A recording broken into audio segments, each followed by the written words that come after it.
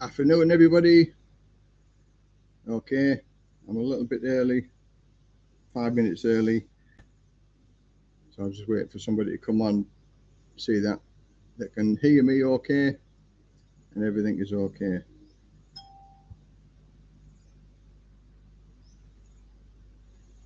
So, how's everybody doing? Sunday afternoon here, another lovely day, overcast, but it's a bit cooler. Okay, we've got one viewer now.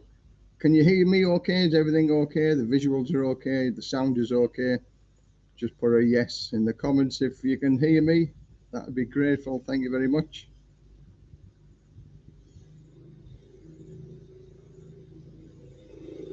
Morning, Les, from Wettest Wales. So everything's working okay from Wettest Wales. That's good. If you can hear me from Wettest Wales, that means me volume and me webcam and everything is working okay. So thanks very much. Thanks very much for joining us. As I say, a little bit early. So anyway, from retired and living the dream. Hope you're having a wonderful Sunday, wonderful weekend. Mr. Who, good morning. Christopher Watkins, morning. Les, all working good, fantastic. Good morning from Norway. Oh, always a pleasure from Norway.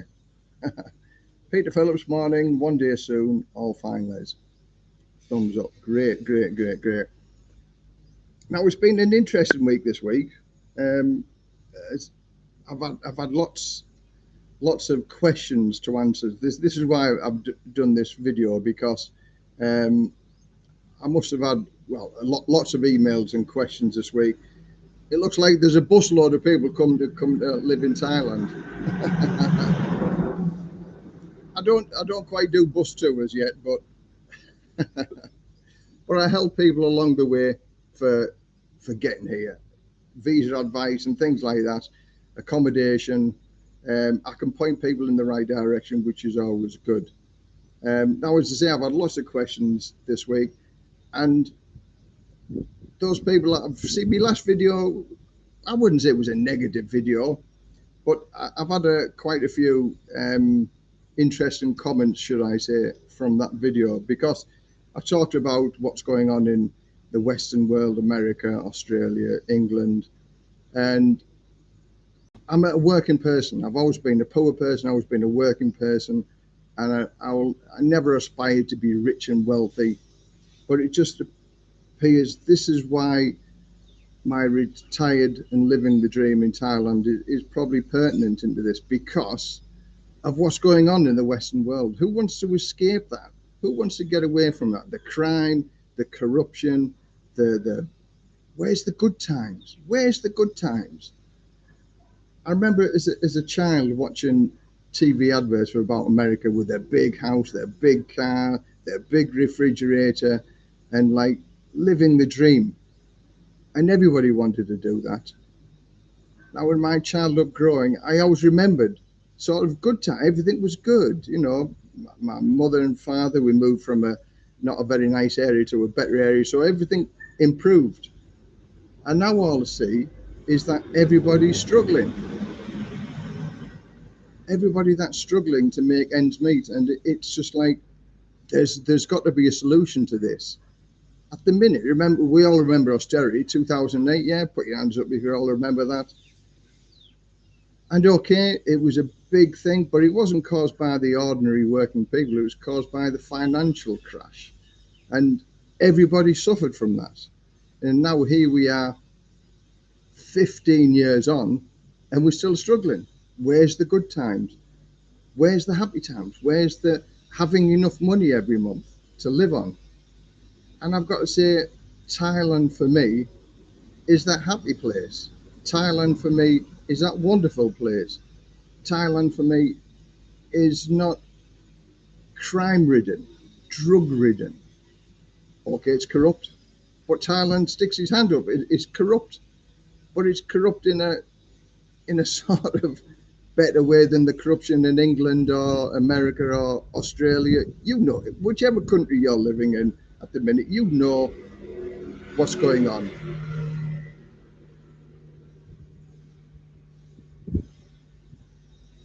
Oh, from overcast and drizzly Karat. Good afternoon, D in Esan. Anyway, that's my little soapbox introduction to why I'm doing this channel, Retired and Living the Dream. For those people who've just joined us, Retired and Living the Dream, my cup of coffee. Oh, by the way, if anybody wants to buy one of these mugs, we're only in Thailand, 300 baht plus postage in Thailand. I've made quite a few, and I've sold quite a few because some people have showed interest and wanted them. Because, yeah, let's face it, we're all retired and living the dream, living in Thailand. So I made a few, and I tried to post a few over to England, but sadly the Thai postal service won't post them to anywhere out of Thailand. Well, the Thailand postal service said if it's ceramics or glass, they won't post it for fear of damage.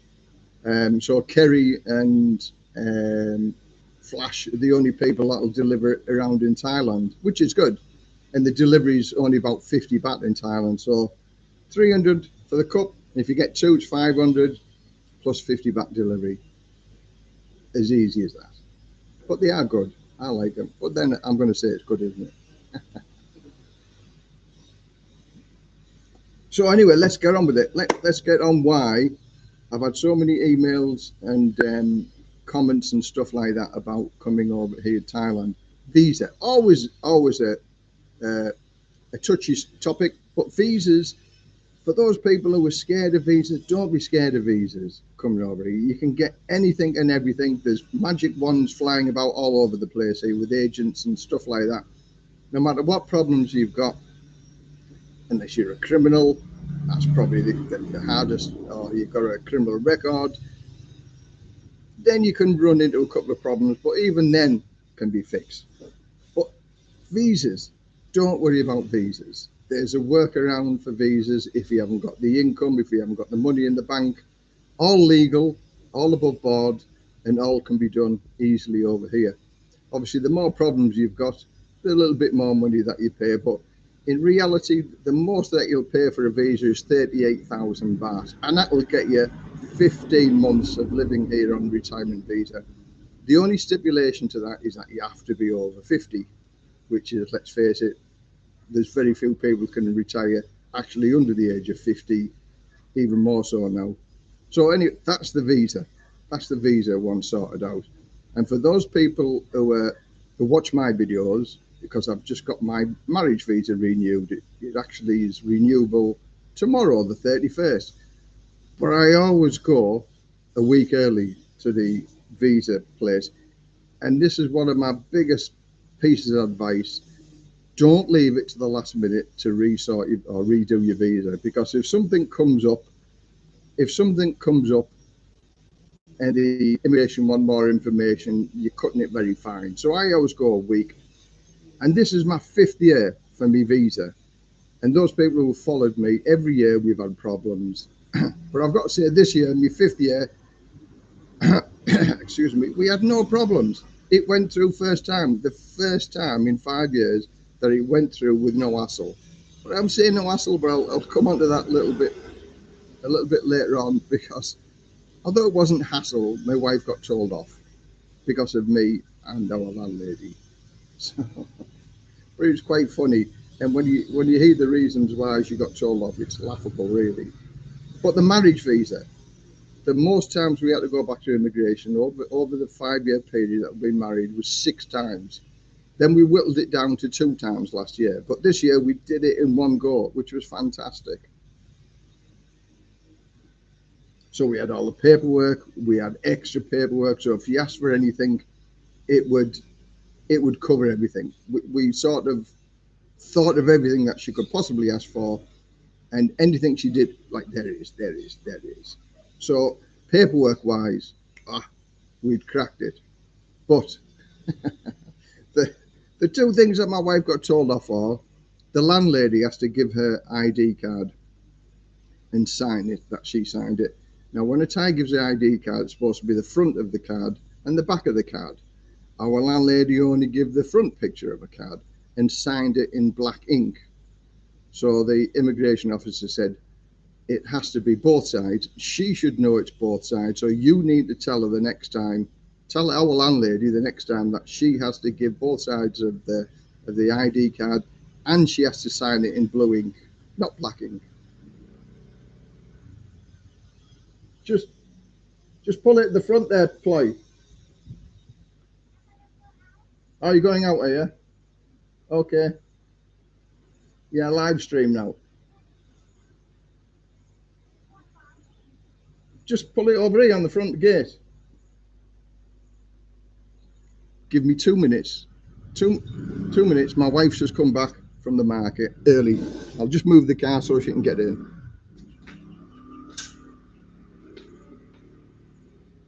Boy, have you finished for the day?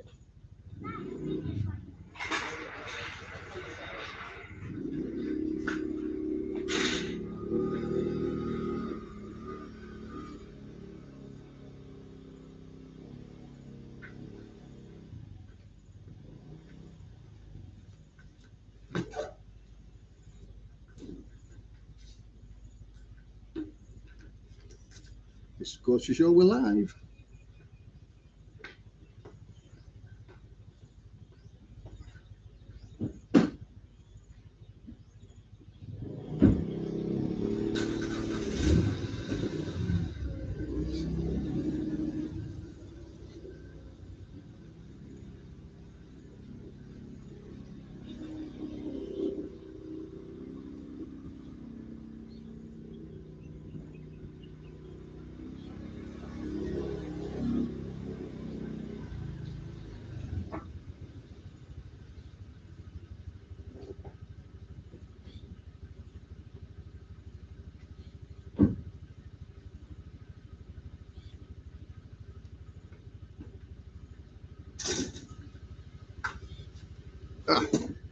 Sorry about that. You can watch the grass grow.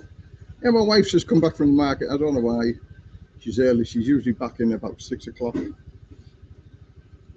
Looks like she sold all of the sausages anyway. But it's a bank holiday weekend this weekend, and it's full. The beaches are absolutely full. It's a six-day holiday in Thailand, which is unprecedented, really. So there's lots of people on the beach and having a good time, really. So anyway, where were we? In Thailand till I die. Hello, Les. Started my retirement in Thailand, but didn't require onward flight. Did my O visa based on the onward flight. The onward now. There's again. Thanks for bringing that up. That just brings back a little bit of a story. People have asked me whether they need, if they're coming here on a 30-day visa, which then can be on a tourist visa, and that can be extended to another 30 days, so you get 60 days. Whether you need to have a outward bound flight. A happy Ploy? Windy like a storm, like a tornado. Oh, windy. Windy like a tornado. She's been sat on the beach, and she's just like a tornado with the wind coming off the beach. So anyway, a retirement visa, tourist visa. If you come here on a 30-day tourist visa, the immigration like to see that you're going to exit Thailand. So you need a exit flight. Oh, do you want the key? I got the key. So they want to see that you've got an exit visa. So if you're only here for 30 days, they want to see that you're going to go. Now, some immigration officers at the immigration department at the airport, if you just say, listen, I'm going to extend by 30 days, so I don't know when I'm going to go, they may let you in and they may not let you in. So my advice to people is have an outward bound flight. Book a flight to Cambodia or Laos or Vietnam or Malaysia. Just look for the cheapest flight out of Thailand, and that will assure that you've got an exit flight, and then you just don't use it.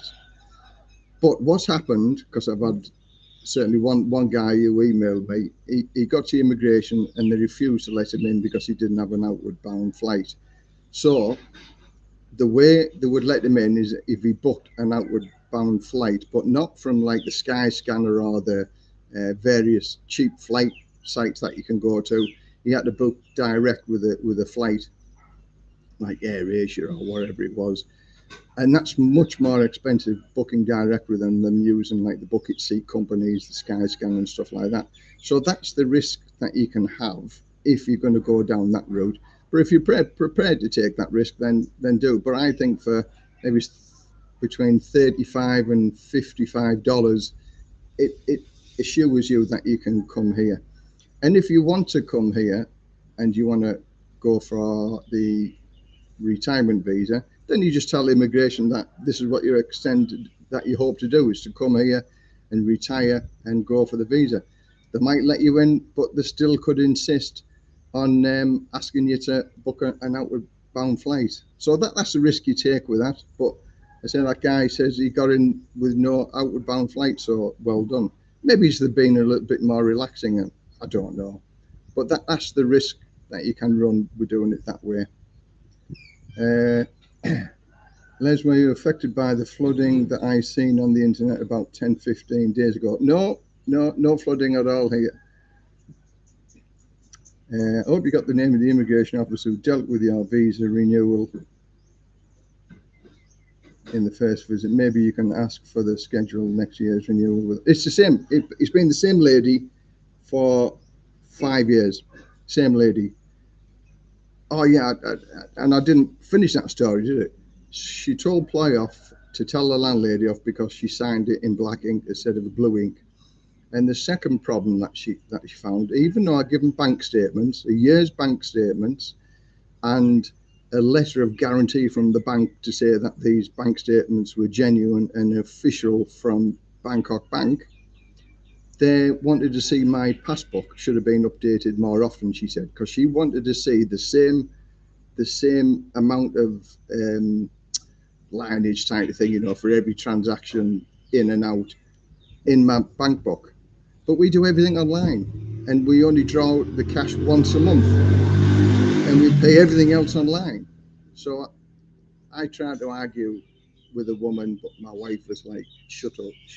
And she said, yeah, I'm sorry, you know, we'll do it next year. So a year's bank statement isn't enough for our immigration officer. She wants to see the bank book at least updated every 2 months, she said. I said, okay. I can't understand it, why, because the bank statements give every single transaction. But if that's what she wants, that's the only 2 things that she picked us up on this year. And I don't want my wife to get shouted at again next year. So we live 20 kilometres away from our bank. So every time we go the weekly shopping, then we'll go update my bank every couple of months or something like that. So that's my marriage visa sorted out. I'm under consideration now for another year. The immigration officer came round, or the immigration police, to check that we're still living at the same address, and we had to get another witness, not the witness that we use to say that they know is in the immigration office. So another witness came, signed the bits of paper, and you know, that's over and done with now for another year. So we're under the consideration, which takes a month because all the paperwork goes to Bangkok, and then we get the stamp on the 18th of next month. But usually, if it passes this first stage, Bangkok ain't going to turn it down. So that was our marriage visa.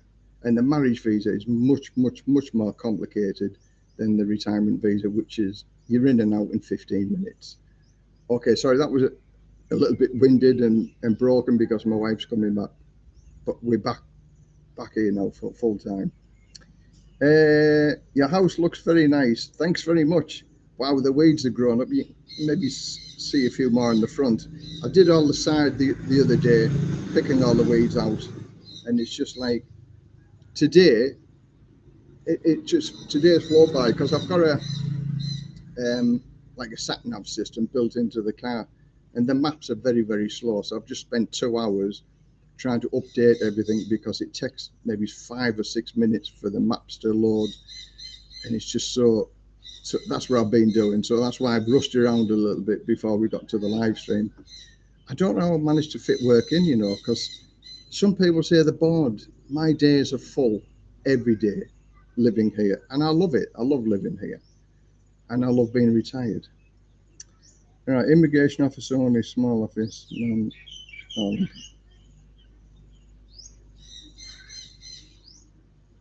500 one-way price. What was that for? I missed that.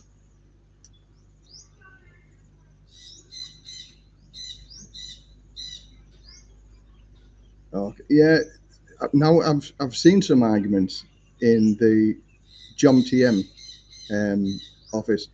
Basically, well, I'll tell you another little story as well about don't be telling the immigration officers how to do their job. I had a guy here who did that. He read the rules and he's just like, no, you should be doing this. You're wrong. You're wrong. Shouting at the immigration office. It was just behind the window.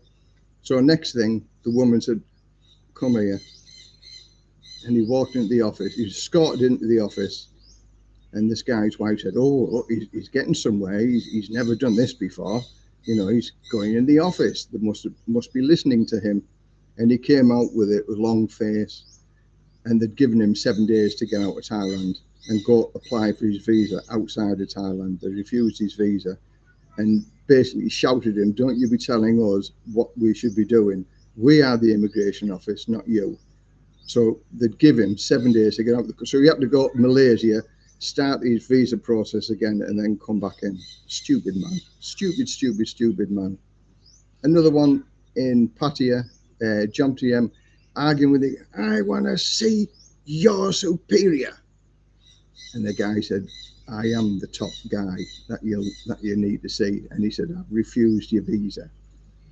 So, but it can get frustrating, you know, again with the marriage visa, that's so frustrating with our visa office. But there's other people who just fly through it and it's no problem, blah, blah, blah, blah, blah. We've just got a difficult immigration officer. Nobody particularly likes her because she does cause a lot of problem. Another American friend of mine went to inquire about a retirement visa, and she just threw the documents at him. Here, read them.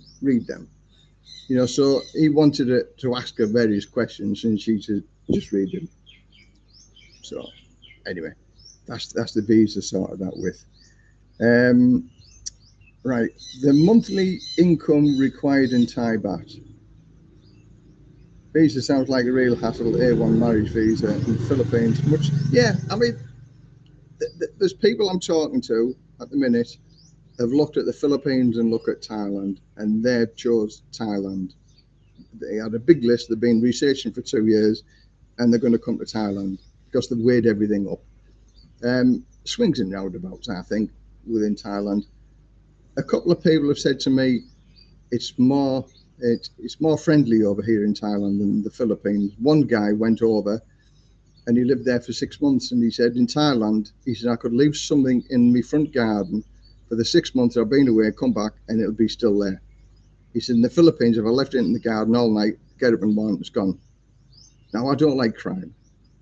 In Thailand, we're in a little bubble here, virtually crime free. It's fantastic. Not having that feeling that have I left the car door unlocked, have I locked the gate, we don't have that. We've lived here for 7 years and not a single thing has gone, apart from a flip-flop the other day. But we looked on the CCTV and a dog came into the garden, chewed me flip-flop and took it with him. That's the only thing we've had stolen, and we know the culprit, the white dog. I'm a bit all over the place here, you know, aren't I? Oh yeah, the monthly income, it's 65,000 baht. There used to be a combination method where if you had 400, then you need to have 400,000 for the rest of the year. But that's sort of been phased out. Some people say it still works, some people say it doesn't. I found that it more doesn't work. Immigration want to see 800,000 in the bank or 65,000 baht a month, every month coming into your bank account. And if you're married, you only need to show 40,000 baht a month coming into your bank account or 400,000 in the bank. So it sort of doesn't make sense, does it? If you're single, you need 800, but if you're married, you only need 400. And if you're single, you need 65,000 to live on. And if you're married, you only need 40,000 baht a month. Long may it last for. Is there any change in the wind? Not that I've heard. The last thing I heard, maybe last year, they were going to up it from 800,000 to 1.2 million, and then marriage visa up to 800,000 in the bank. That was it last year, and that's never ever come to fruition. It's never been talked about again since. So fingers crossed that it stays the same. Oh, right, sorry about it. Vietnam Mike. Sorry, Les, I'm a newbie to your channel. Are you in Bangkok? No, I'm in Rayong, and welcome to the channel. Thanks for tuning in. Thanks for watching. No, I'm in Rayong province, which is about 3 hours away from Bangkok. Just far enough from. We've had some really good times in Bangkok. 3 hours away. For me, Rayong is the perfect location. We're 3 hours away from central Bangkok, 2.5 hours away from Suvarnabhumi Airport. We're an hour and a half away from Pattaya, and we're 3 hours away from Koh Chang, and we're 30 minutes away from Koh Samet, which is one of the most beautiful islands in Thailand. Beautiful. So, and it's cheap living here because it's not a tourist location. So I mean, the house that we're living in before we started to buy, it was 12,000 baht a month. You know, you get a lot of things here for your money for not a lot. Right. Okay, sorry again. The 500 one-way flight kit versus 850 round trip price. Okay, I'm just assuming on this. Like if there's somebody flying from America, they've got a two-way flight, but they're here for 6 weeks and they're coming in on a tourist visa because it was sort of last minute. So they've got this problem. They've paid for a return flight, but like I suggested, if she can show the return flight and just say, I'm going to do 30 days plus 30 days, and she might get away with it. But if they don't get away with it, then if they have a backup plan where the $35 to $45, $55 to go to Cambodia and never take that flight, that's much cheaper than booking a return flight within the 30 days. So many people do that. When I go to England, which is as little as possible, I always book a one-way flight there and I book a one-way flight back because I've got a retirement visa. There's no problems. Once you've got the retirement visa or your marriage visa and things like that, one way, you never have any problems with it. But in the initial stages of getting your visa, that's going to take a bit of doing.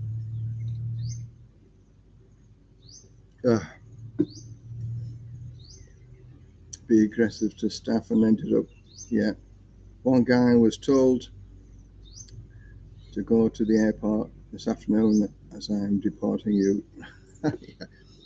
Don't argue with it. The Thai people, they're right even if they're wrong. If you start arguing with them over something trivial, you're going to lose. You're always going to lose, because Thailand is right. And you'll hear this so many times whilst you're over here. If you're involved in an accident and they're pulled out in front of you and it was their fault, you're still to blame. Because, and there's some logic in this when you think about it, if you weren't in the country in the first place, you wouldn't be at that position and the accident would never have occurred. So it's got to be your fault because you were there at that time. And if you weren't there at that time, the accident would never have happened. So can you see the logic in that? And that happens quite a lot of the times.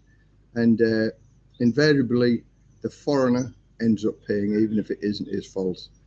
And I haven't met many people where the Thai guy has paid for an accident if it's been his fault. The foreigner, 90% of the time, pays. So if I can just ask you, if you've got a question to ask, pardon me, on the comments, just put a Q at the beginning of it, then I can see it's a question, because I'm trying to read through this, the comments, and also give the answers, because we've only touched a small part of the things I want to talk about today. I mean, the last video stream they did was 3.5 hours long, and it passed just like that. and I still didn't get to answer all the questions that people were asking. So yeah, I've got 3 years to go to retirement. The closer the finish line gets, the slower time seems to go. Has anybody else experienced? Yes. When I got divorced in 2002, I had 8 years to go before I retired. And them years just dragged. And the last year dragged. It felt like the 8 years, because it was just like, and when it was here, bang, and the time just goes. I've been retired now for 13 years. Yeah, just over 13 years now. Wow. And it's gone by like that, very, very quick. My days are always full. They're always busy. I've always got something to do. But I love every day. I'm up at like 7 o'clock in the morning, go to bed at 10 or 11 o'clock on the night time. And the day's just fantastic here. Even though I'm retired, you know, the house now keeps me occupied. You know, I'm doing various things with the solar, with the filtration system, with the garden. Um, I've always got something to do. I'm a DIY practical person anyway, and I love me DIY and practical stuff. And I help other people as well. Every morning, if anybody leaves a comment, I make a point of it, is that if you could be bothered to write to me, I will write back and reply to your comment. And that can take up to an hour and a half, 2 hours every morning, and try to answer the emails and something like that. Oh, and I've got to say, on about emails, I'm sorry if a few people didn't get a reply to their emails. It goes into my spam folder or my junk folder, and I don't look at that very often. And times when I have looked at it, I found other people, and it might have been a week or a month after they've actually wrote the email. So I apologise for that. I'll look in my junk and my spam mail a bit more often now. And I do try to reply to everybody that asks the question. In fact, I'll give you my email address now.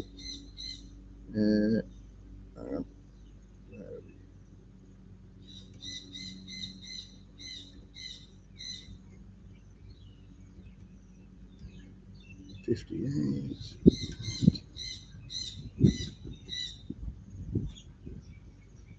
Leslie Pearson 58 at yahoo.com. Yeah, that's my email address if anybody wants to ask any questions. And as I say, I do my best to answer everybody as best as I can. If I don't have the answers, then I'll point you to the people who can help you. And for those people who want to buy a mug as well, 300 baht for those people who've just joined. 300 baht for Retired and Living the Dream mug, plus about 50 baht postage in Thailand. I can't send them outside of Thailand because the post office won't do it. So sadly, only for those people who live in Thailand. And just send me an email on that address, and I'll give you a link that you can pay for it. It's on the buymeacoffee.com or wherever, and we sort it out that way. But for those people who want to buy a mug, and they've been very popular, there's quite a few people who've got them. I'm losing my voice already, so more lubrication. Don't wish your life. Don't wish your life away. Okay, 3 years. There's a lot of things you can do in that 3 years before you actually get here. You can do your planning, preparation. So when you get here, you hit the road running, as opposed to when you get here, just like, oh, what do we do? I spent, because when I retired from the fire brigade, I travelled around the world for 2 years. Well, I actually did a work around the world trip for a year, and then going around Europe for another year. So 2 years I was travelling. That was a fantastic time because I knew when my retirement day was, and I planned all my visits and all the trips, the research, and so you can fill at least the last year up with exciting thoughts, and then you're going to go and do it. So make a plan and go and do it. Look at your funding and things like that, how you're going to make money. And for those people who are interested about making money in Thailand, like the digital nomads promised you that you can make up to a 6-figure, load of crap. I'd like one person to contact me who does this and show me how it's done. Not just talk about it, but actually show me how it's done. And I will pay them to learn the knowledge. But there's some guys there who selling snake oil, tell you everything, There's the golden goose. This is what you feed the golden goose, but the golden goose never delivers. I've tried many things, and again, I'm in the process of sort of doing a video on the many things that I've tried to do about making online money. Now, I don't sort of need it, because at the end of the day, I've got a pension and we live quite happily on that. But it was just a challenge given out to me about making money online. So if you want to make money online, get it set up before you leave the UK or America or wherever, whichever country you're in. So it's up and running and working before you get over here to Thailand, and then you can just carry it on. Trying to do that from here is just ridiculous. Now, I've got an Etsy shop. Again, I'll put it's store.etsy.com. It's yourlifestore.etsy.com. Now, I set this up. This is just one of the trials and tribulations that I did about making greeting cards and things like that, you know. And I bought all the things here to make the greeting cards. I bought the machine to print the mugs, thinking I can send them all over the world. But because I was a fireman, I did some retirement cards for firefighters and things like that. And they were handmade. And I was going to post them all around the world. And I sold one in Canada and one in America. And the postage, believe it or not, to post this card, which was just a normal 7x5 card, something like that, was £8 to send it to Canada. So that cost more than the card was sold for. And the one to America was £5 to send it from Thailand. And to send this cup to England was nearly £10 to send that cup to England from DHL. So I've tried, but that's my store, and I've gone to a digital process so people can digitally download cards. So that's just one little thing I've been doing, seeing if it works, and trial and error. So for those people who are doing the six-figure income, that's easy for other people to learn. Send me a message and I'll gladly have a look and see what it's about. But the majority of people that I've paid the money to, it doesn't work. Anyway, that's another. I'm going away from the topics that I really wanted to speak about, because there's that many. Right, hang on, let's have a look. Question: How old was you when you retired, Liz? Do you think mid-40s is too young to retire? If mid-40s, do it. If you can retire at mid-40s, do it. I was lucky. I retired at the age of 50, and because my job was a firefighter, and when I joined at 19-year-old, at 50, you're an old man at 50. So I never even thought about retirement. And the only reason why I joined the fire service, I was working for the steelworks, and the steelworks were on strike. So I had 6 weeks with no money, and I think, well, this is no good. And there was no end to the strike. So I looked for another job, and I applied to the police and the fire brigade, and the fire brigade came through first. So I started the fire brigade. And the interviewing officer said to me, you work 2 days, 2 nights, 4 days off every week. He said, who doesn't want to be a firefighter? And you retire at 50. And I thought, okay, I'll have a bit of that. And here I am, retired at 50, and loved. I retired on my 50th birthday, and I've loved every single minute of retirement. And I would say, do it when you can, as soon as you can. Because at 50-year-old, how many people are going to live to 100? And I'm 62 now, and I've got more years behind me than I have in front of me. And as we all get older, that quality of life, or the ability to do all the things, goes down and down and down and down. I've got emphysema now. I'm a bit overweight. I'm not as healthy as where I should be. But I did a lot of things at 50 that I couldn't do now at 62. I've done paragliding, scuba diving, flown in a stunt jet, flown a glider, climbed not some big high mountains, but some trekking in New Zealand, which was fantastic. So I've done all of the tiresome things around the world, But I could have done now. No, I couldn't because my knees are gone. At 62-year-old, with kneeling down because I was an electrician as well. And so when you get older, it sucks. But don't worry, because getting old doesn't last for very long. So retire in your mid-40s if you can. Hope that answers your question. Let's have a look. Question: do you need a work permit to do YouTube? Any information greatly received? Cheers. This was the spark lighting the blue touch paper. Why I made the video the other day about wealthy people being, taking advantage of the poor people and things like that. This was the catalyst for doing that, because I'm going to do another videos about lawyers. I hate lawyers.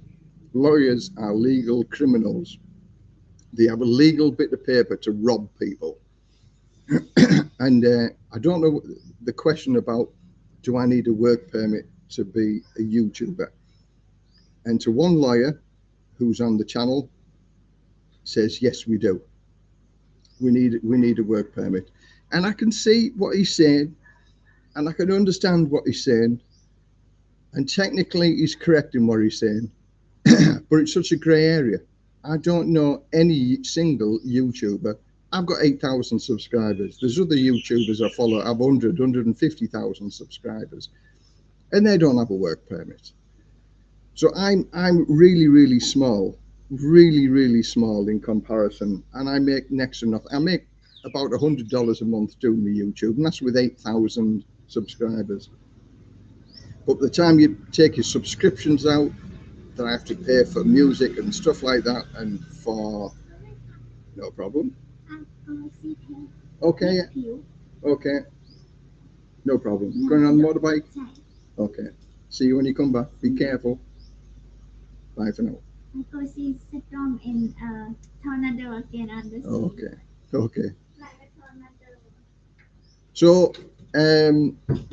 So yes, this lawyer came on YouTube and says we need a work permit.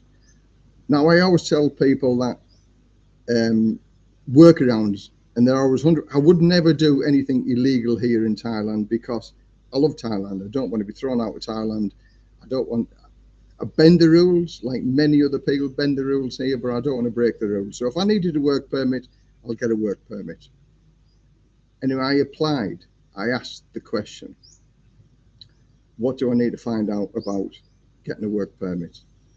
And to even speak to the guy about it was going to cost me 5,380 baht, just to talk about it, just to talk about, did I need a work permit? How could I go about it? And I asked the question, you're asking me to pay 5,380 baht for some information that I don't even know it's possible, or what the likely end up cost would be. What's the lowest cost and what's the highest cost? No answer, apart from, give me 5,380 baht and we'll talk about it. So consequently, I didn't talk about it.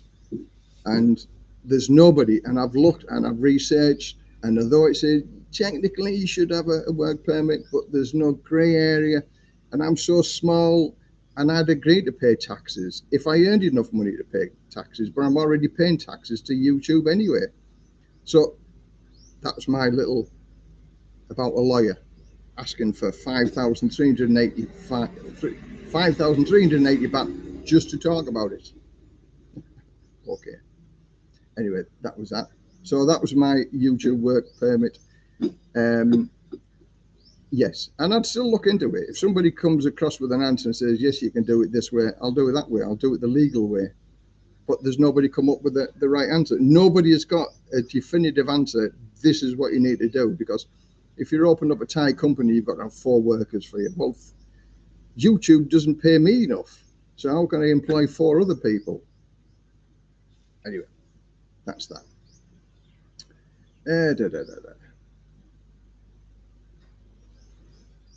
Is 45 enough to live on a month? Not living like a tourist. 45,000. Yeah, I've done a couple of videos. Funny enough, 50,000 baht is sort of the sweet spot. Yeah, it's about 55,000 baht. When I did the videos, about maybe a couple of years ago, and things have gone up. So 55,000 baht is probably, we live on 55 to 60,000 baht a month now, us, me and the wife. But I've done also videos because I know guys who live on £800 a month pension, which is about 35,000, just over 35,000 baht a month, and they live a comfortable life. They do what they need to do. See you later, Ploy.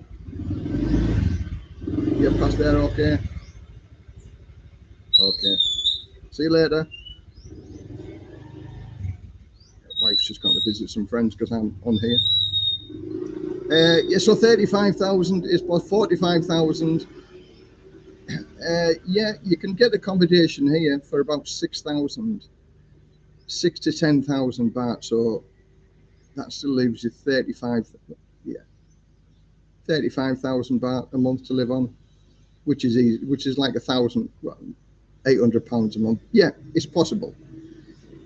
But if you drink a lot, or if you eat Western food, then the prices are going to go up. But if you eat the Thai food, which I love the Thai food, you can eat for £1, £2 for every meal. We spend 500 baht a day, and that's for all our food, for the shopping and going out and things like that. And we manage easily on 500 baht a day. Most people don't realise renting early with slightly less income is far better than renting older with more money. Time is one thing money can't buy. Exactly. We all know how much money we have, but we never know how much time we have. And I'll give you an example. I'm 62 now. Sorry, no, I'm 63. Was 62. And it was only this month. I'm 63 now. And I've got an Australian friend who's 3 days older than me. And we had our joint 55th birthday party in Pattaya. And I've got to say, it's one of the most memorable birthday parties I've ever had. Me and my friend, both at the time, 55. He was the life and soul of the party. He was larger than life. And sadly, now he's 63-year-old. He's got dementia. He doesn't know what happened yesterday. And he used to always talk about our birthday party. He doesn't even know that now. Some days I go around the house and he asks me, because he runs a guest house, or his wife runs a guest house, and he asks me which room I'm in. And well, that's 8 years ago now. 8 years ago. And he's changed from being the life and soul of the party to like dementia. He doesn't know what's happening.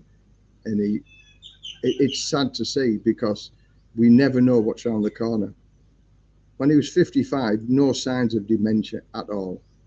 So things can happen in life, a stroke, a heart attack, and things. I'm consciously losing weight now, because I used to be 118 kilos, and I went on the keto diet. Now my lowest weight, I came down to 95. Now I'm hovering around 100, 105, and my diet goes up and down, but it's been like that all my life, so I'm used to that. So I go on the keto and I'll lose like 5 or 10 kilos, and then it'll gradually, slowly creep back on. But I like my food, and that's my fault. And I don't like exercise, and it's too hot to exercise, so that's my fault also.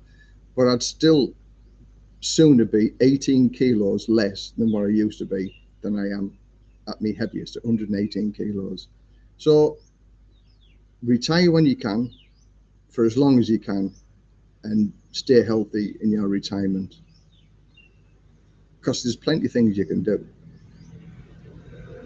Right, I know what you're saying, Les, but that lawyer quite rightly says, just because they are not enforcing the law doesn't mean that they won't start enforcing it in the future. Yeah, exactly, 100%.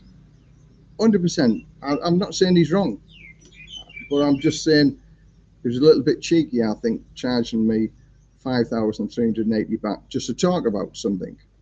And but let's look at all the other laws in Thailand that they won't enforce. Driving around with no helmets, driving around with no insurance, driving around without a license, immigration, not immigration, the agents who get your retirement visa, putting 800,000 baht in the bank for 30 minutes and then taking it back out. Drink driving. And the list just goes on. So we live in a grey area. That's the thing about Thailand. It's such a grey area. If they're going to enforce it one day, I'll just close my channel down, no problems whatsoever. I'll just close it down if that's the way it goes. But let's look at the other side of the coin. I've got 70 people here today looking at this YouTube channel, trying to find out information about Thailand. They want to come to Thailand. So hopefully my channel can give the information of what they want to find out. And I would gladly give the information for free. This is free. This is costing you nothing. It's costing me my time to do this. But out of the 70 people here, if only one person comes to Thailand, out of the 70 people, and they've learned something and do the retirement visa and things like that, that brings an income to Thailand, doesn't it?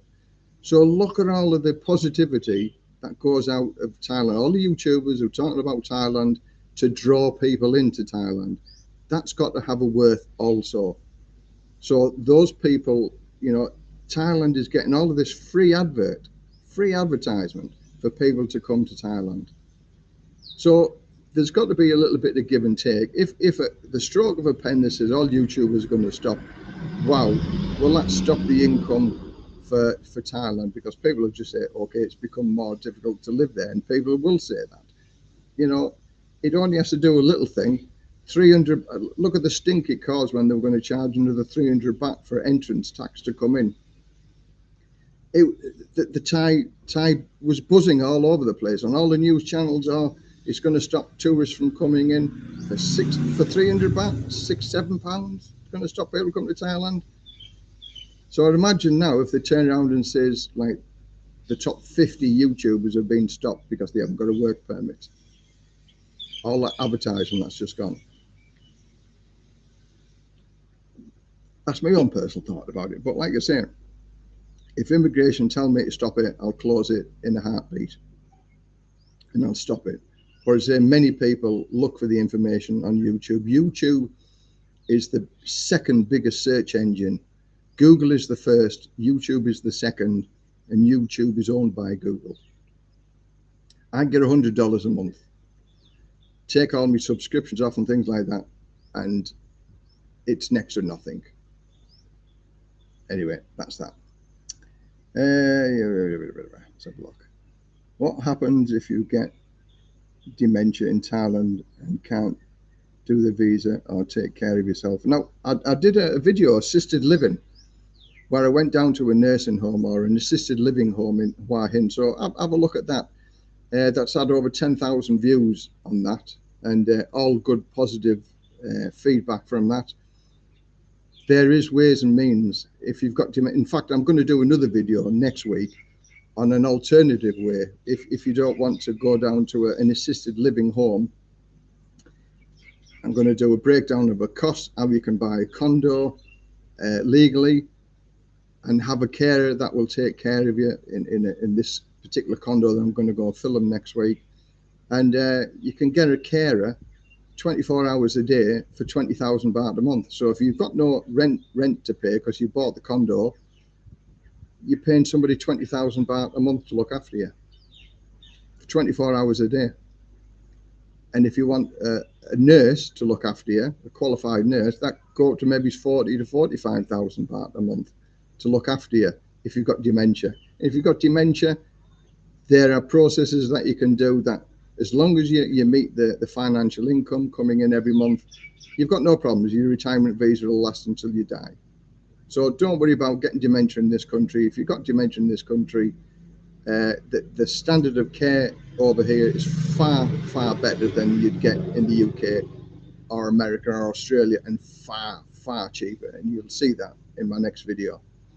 Even the other video that I've just done, and it gives a breakdown of how much it costs to rent an apartment or to be in the assisted living. So I break the cost down, and I've left some information that you can contact the Ban Lalisa retirement home. They do nursing homes, retirement homes, and assisted living. All the information's there. It's a fantastic opportunity for those people if they need somebody to look after them in their older age. Because I think that is a way forward. Thailand is going to exploit that, because the cost of care in our Western countries is prohibitively expensive. And there's ways of doing it where you can fund it, ways you can do it and fund it, and it costs your family nothing. And in any way, your family can gain from it. But I'm going to do this in another video, because I think outside of the box, and there are many ways in which to fund this. But I'll just got to do another video, and I'll show all of that lot. Colin Chapman, £10. Thank you very much. Super chat. Thank you very much. Thank you very much for that. That'll get me a few more Singer 0 calories. Because my throat's beginning to go already. So thanks very much for that. Much appreciated. Thank you, thank you, thank you. Do you ever worry or consider that all of the free advertisement for Thailand will drive up costs and prices for those that are already living it? No, not at all. No. Even if they go up, it's just a fraction. I think the inflation rate at the minute in Thailand is about 4.5–5%, and in England it topped 11. So percentage-wise, we get much more money in the Western countries than the Thai people do here.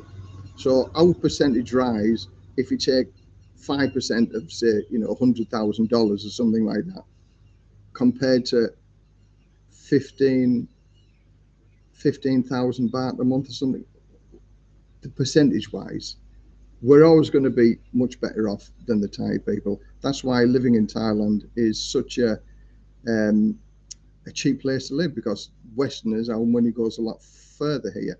And there's an income bracket for it, so you can be the poorest person who come in, you can be the wealthiest person.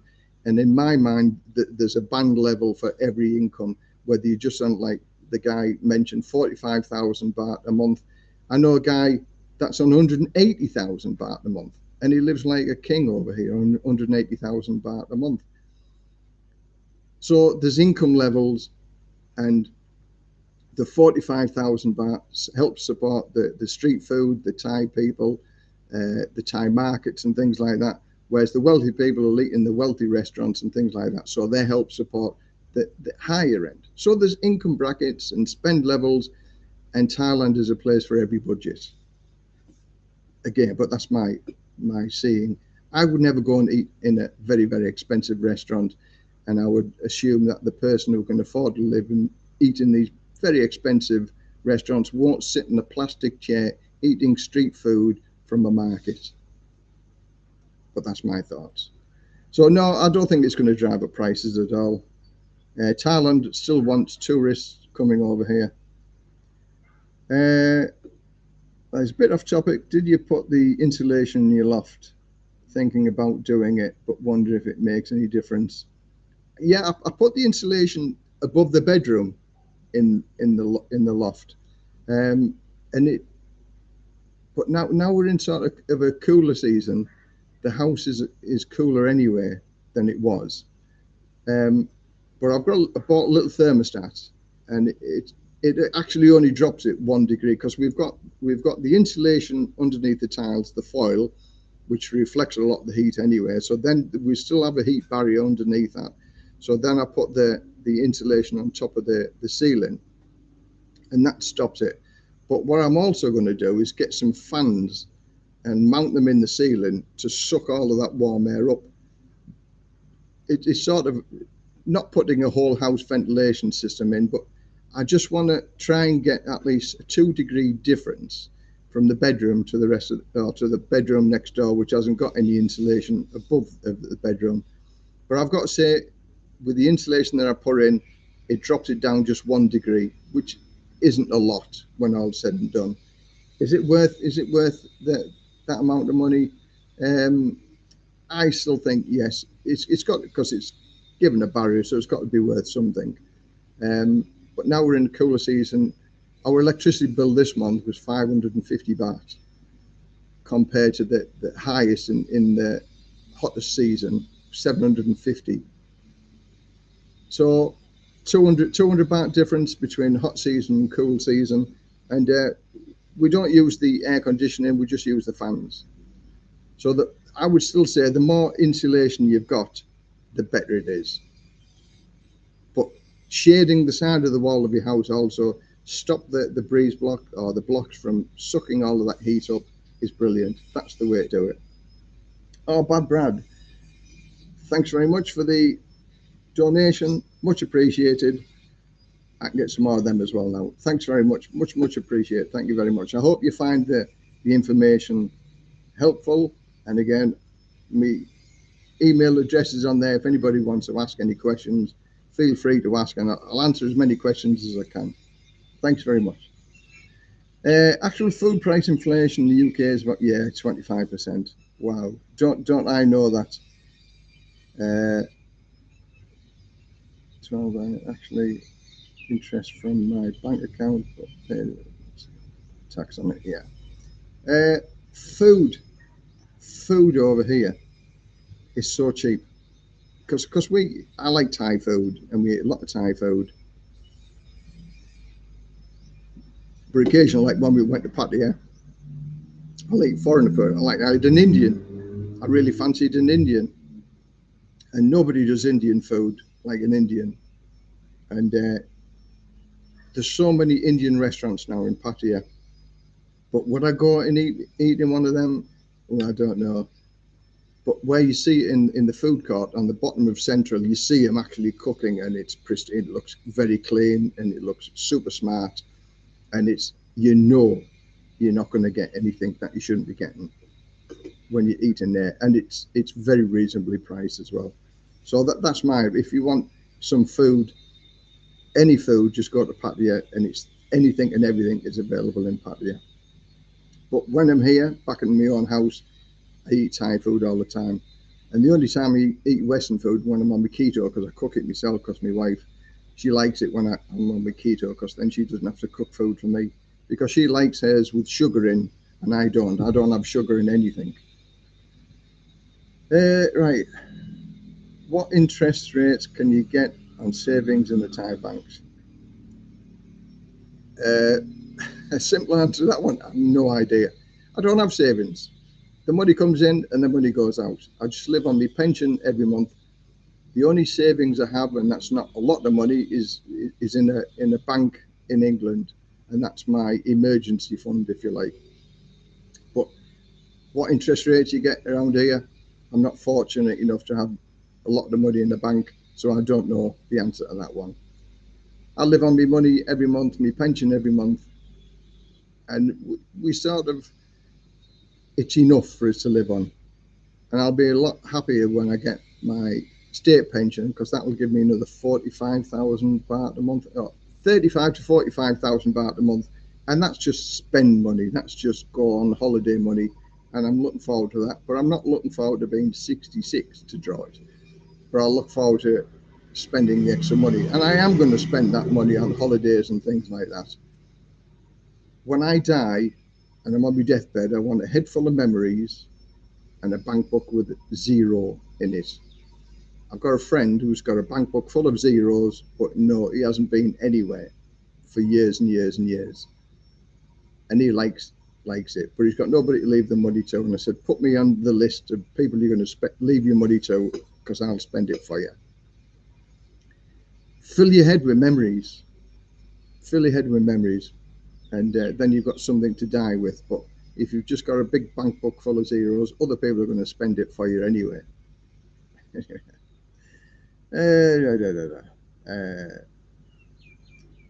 Mine in the condo, 6,000. Oh, 6,000 for in a condo. Yeah, I mean, there's another guy, Dave.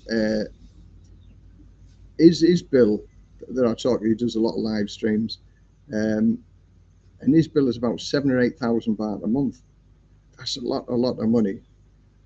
Thankfully, my wife doesn't like the air conditioning, so she doesn't use it, and I've got used to sleeping in a warmer room. But the fans are okay. We like it anyway. It's not for everybody. Some people can't stand the heat and they have to have the air conditioning on all the time. Right. 3,000 baht per month. Yeah, 3,000. Yeah, I mean, 3,000 baht a month really is for me. You know, if I paid 1,000, I'd be looking as to how I can make electric savings. Now we did a bit of solar, and I had one panel, and that saved us about 200 baht a month. 200 baht a month, which is big spider on the back of my computer. 200 baht a month isn't a lot, but when your electricity bill is only 700 or 800 baht a month, 200 baht is quite a big savings. But then the gardener broke the solar panel, and then the thunderstorm, lightning hit the cables, and it blew the grid tie inverter up, which wasn't guaranteed.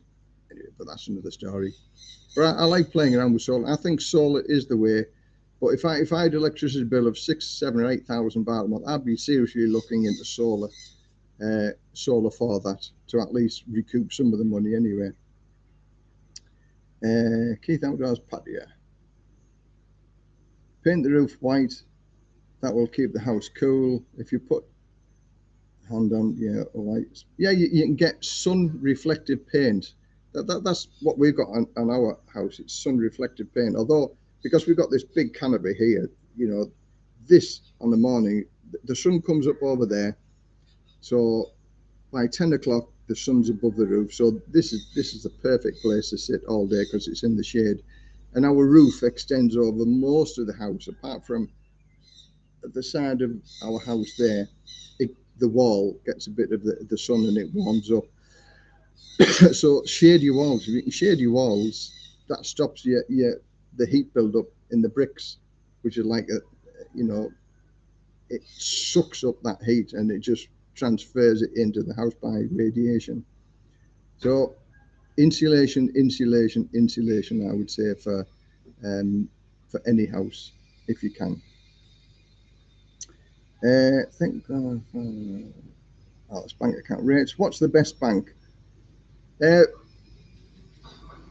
two really. The big banks, the Bangkok Bank. If you use a Bangkok Bank, and TransferWise and Bangkok Bank, and to some extent Kasikorn Bank as well, because the immigration want to see that you've got an income or foreigner transfer, and Wise and Bangkok Bank have come up with a little description for reason why you want to transfer the money is to maintain the funds for long-term living in Thailand. So then it comes up with FT on your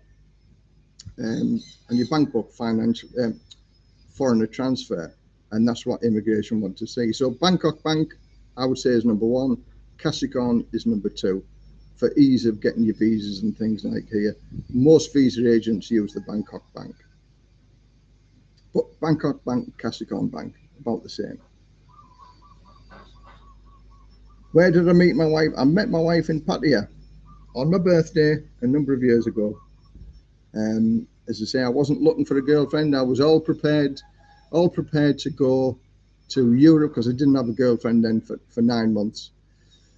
Because the last girl that I had, we broke up amicably.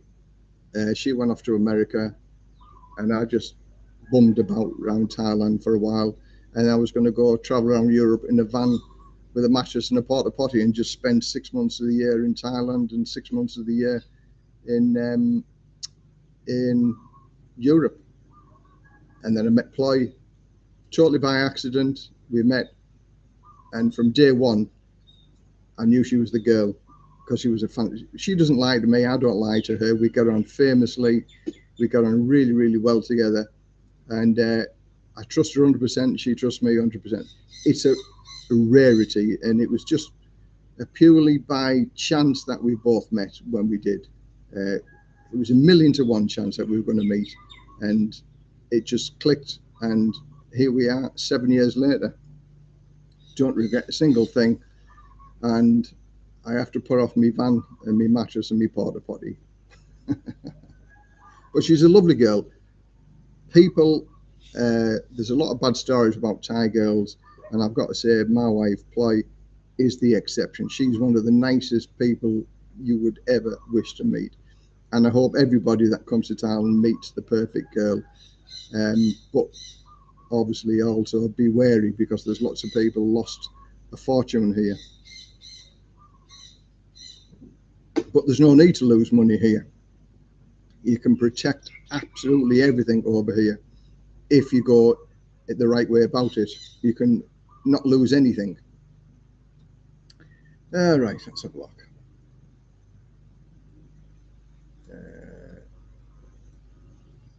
20-year elite visa, which comes with 1 million baht today, is going to 5 million Thai baht soon. And we're coming over, worth it to buy now. Okay, the elite visa. Now let me tell you a story about the elite visa, and it might change your mind. Now, I offered a workaround for the elite visa. We all know the elite visa. You get your 5-year, visa. The only thing I couldn't compete with my workaround was you had to be over 50. If you were over 50, then I could offer or point you in the right direction to the people that could offer you almost the same thing as the elite visa.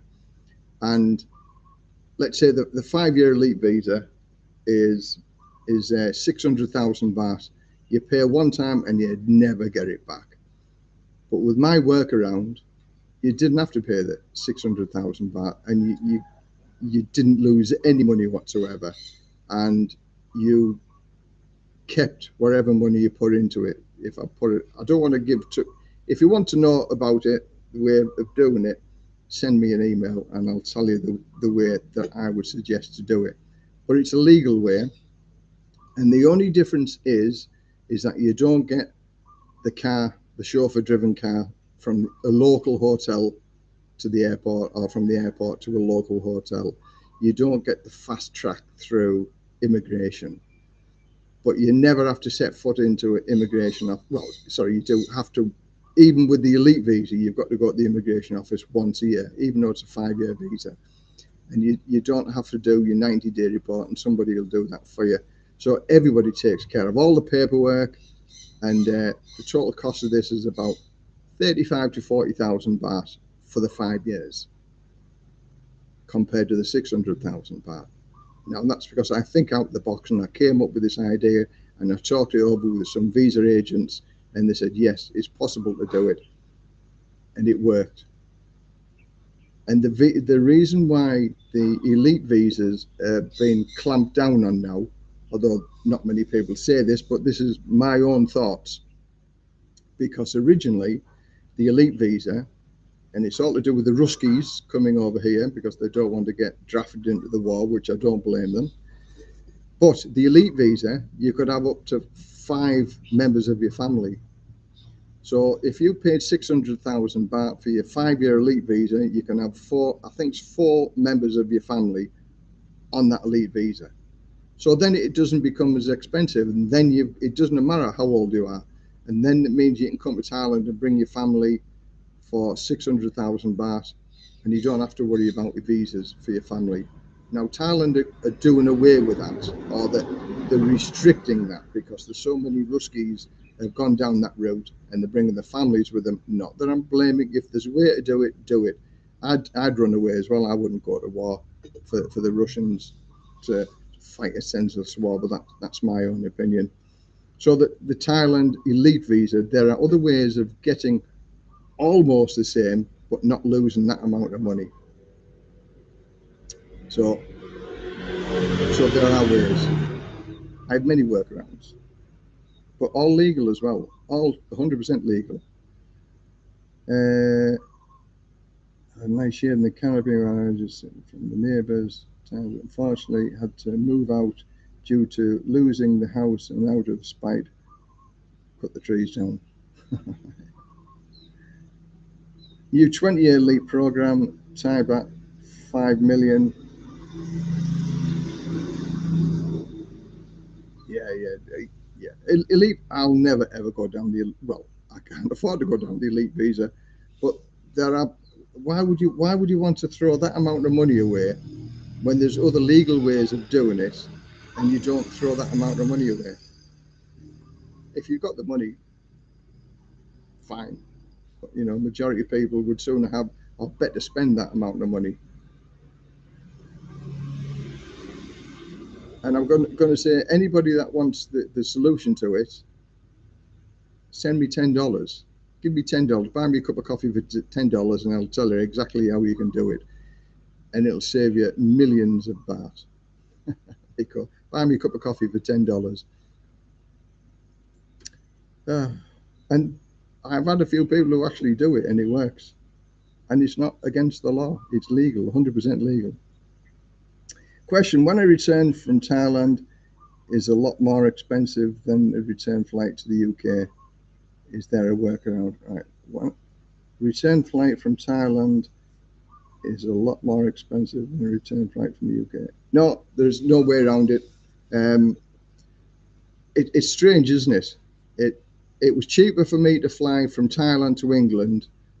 I think it cost me 320, 330 pounds one way to London, and it cost me 680 to fly back. Double the cost. No, the airports or the flight carriers have got it all sewn up. I would still do I still actually got it cheaper than my friend did by doing it one way. But I think when I came back, I flew on a Friday the 13th, which in England is you can't fly on a Friday, especially Friday the 13th. So I got my flight, but it was still £680 on Friday the 13th compared to £900 for a one-way flight to come back to Thailand at the time when I wanted my flight. It's just, flight prices have just gone crazy. Right, let's have a look. So no, sorry, there's no workaround with flights. It is what it is. Just look around. Skyscanner is the company that I always use, and I've always found that it gives good value. There are other people who say Google search and things like that, but Skyscanner I find is the easiest, and I've always been happy with Skyscanner. Get an O visa when in Thailand instead. Insurance not a requirement for O visa. Exactly, yeah. If you get an OA visa from outside of Thailand to come into Thailand, then you've got to have insurance. But if you come into Thailand on a normal tourist visa, 30 days, then you can extend it for 30 days. Then you can apply for an O visa in Thailand. Now, technically, it's not always granted, but I've never met anybody yet that has been granted an O visa. But those lawyers turn around and say that immigration, it's not a foregone right that they will give you an O visa. But yeah, if you can't get it yourself, an agent will get it for you. Can you buy a condo without having a visa to live in Thailand? I'm just looking for a winter holiday home. Yes, you can buy a condo without a visa. No problem, because you're a foreigner, you're allowed to own a condo. So yes, is the answer to that.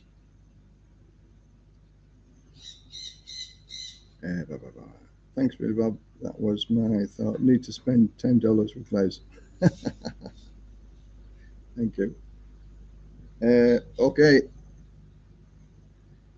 I've actually. This is a funny story. A guy who wanted to buy the elite visa came to me and asked for my way of doing it, and I said to him, buy me a cup of coffee for $10 and I'll save you, like, 565,000 baht.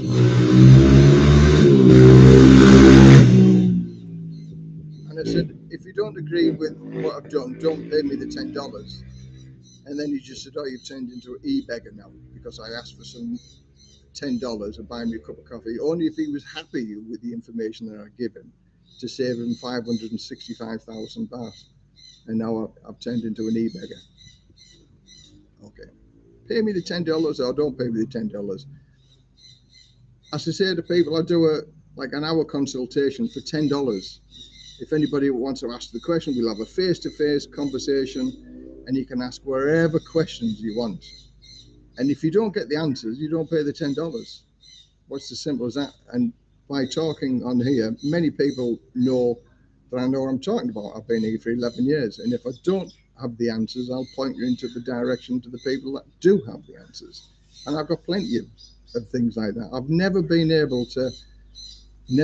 not able to give the answer that people request, ever, since I've been doing this.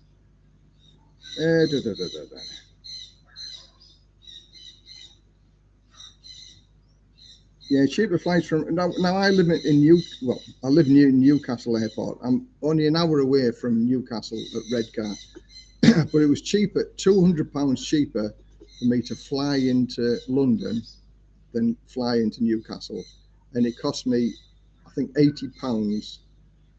So altogether, I saved £120 by flying into London as opposed to Newcastle.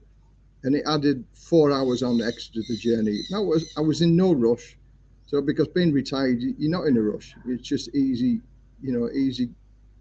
Just do as you please, and 4 hours just passed very, very quickly. And the train, once I got it at London, it only stopped twice, from London to Thornaby, and then I changed at Thornaby to Redcar.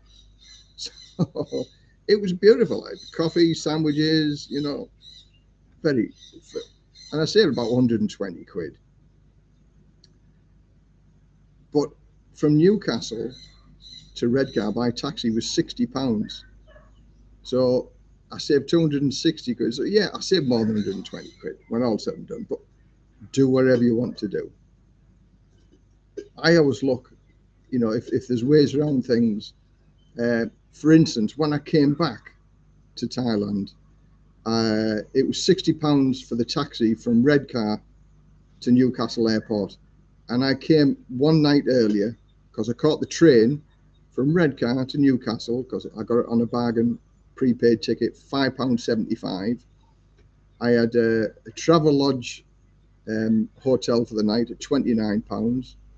And then the metro from Newcastle to the airport was £3.75. So I think around about £40. And I had a lovely hotel room, and I had a night out in Newcastle, and it was cheaper than catching a taxi. So just think outside of the box and look at other ways. National Express bus, it was actually cheaper than the National Express bus to catch the train at the time, because I looked, because you've got the time to look and research. Right. Okay, going back, I'm just way off subject at the minute. So the things I said we're going to talk about, as we talk about condos and things like that, is it worth buying a condo? Is it worth buying a house? How can you secure so you don't lose anything? A condo is probably the safest way, because a foreigner can own a condo and it'll be in your name 100%. But there's a caveat that comes with that. That if you want to sell it. Now, how condos work, let's say for ease of maths, if there's 100 condos in a complex, 51% of the condos have to belong to Thai people, 49% to foreigners. So if that balance ever got to 50-50 or even 52% of foreigners compared to Thai people, then it means you can't sell your condo to another foreigner because the balance is wrong. And there was one guy that talked to me, he got stung with that because he bought off plan and he couldn't sell his condo for 5 years because, believe it or not, Thai people get the condos cheaper than those foreigners. Isn't that funny? So the guy, it took him 5 years before he sold his condo. He still made a little bit of money, but he was stuck with it for 5 years because he bought it off plan and then the balance was wrong. And he could only sell it sort of to a Thai person, and they weren't going to give him the price that he paid for it. Long story short, anyway, he sold it. So that is sort of the little caveat with a condo unit. Now you can ask what the ratio is when you buy the condo unit. So you can be assured then if there's only like 40 or 45% foreigner owned, you know then you've got a good chance. If you needed to sell it, you can sell it straight away to a foreigner. And invariably it'll be a foreigner who will buy a condo anyway. Now buying a house over here is a totally different ball game. You can own the house that sits on the land, but you can't own the land. But you can lease the land on a 30 plus 30 plus 30, which gives you security that your wife or partner or girlfriend cannot evict you from that land. And if you're married, then if you get divorced, you sort of get 50%. You're going to lose 50% of it anyway. So, so that's the way to go around. If there's people say if you get it in a company, now a company is another grey area we're on about. Eventually the grey areas with the visas, blah blah blah blah. There's lots of grey areas in Thailand, and buying the land or buying the house and land through a company is another grey area, which technically is against the law because you're circumnavigating the ownership of land by getting it through a company. So the lease for me is is the way to go. There is another fruck something. Some other guy told me about fruck. I forget. I can't pronounce it. But that sort of it's the same type of thing where you get the lease and they can't throw you off the land, and you can actually buy the house and have the lease in a Thai person's name, and the Thai person can't borrow any money against it, can't sell it, can't do nothing about it. So there are legal ways, and this is where you're going to have to use a lawyer. Even though I hate lawyers, sometimes a lawyer is the only way that you can do it. So that's the second way of doing it. Um, so is it worth buying or renting? Now, renting this house was 12,000 baht a month when we were renting it. It's costing us a little bit more money now because we're buying it over a certain amount of period. And we got this luckily on a private finance deal. Now, they are hard to find, but everything is possible in Thailand.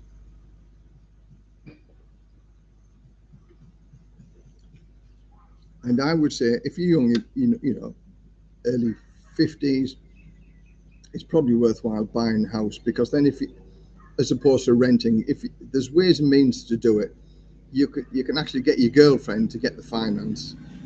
That's a little bit more difficult also, but it is possible that your Thai girlfriend can get the finance for the house, and then you just give her whatever you're paying that you would be paying in rent. And if anything went wrong, you just walk away, and it's her that's left with the debt.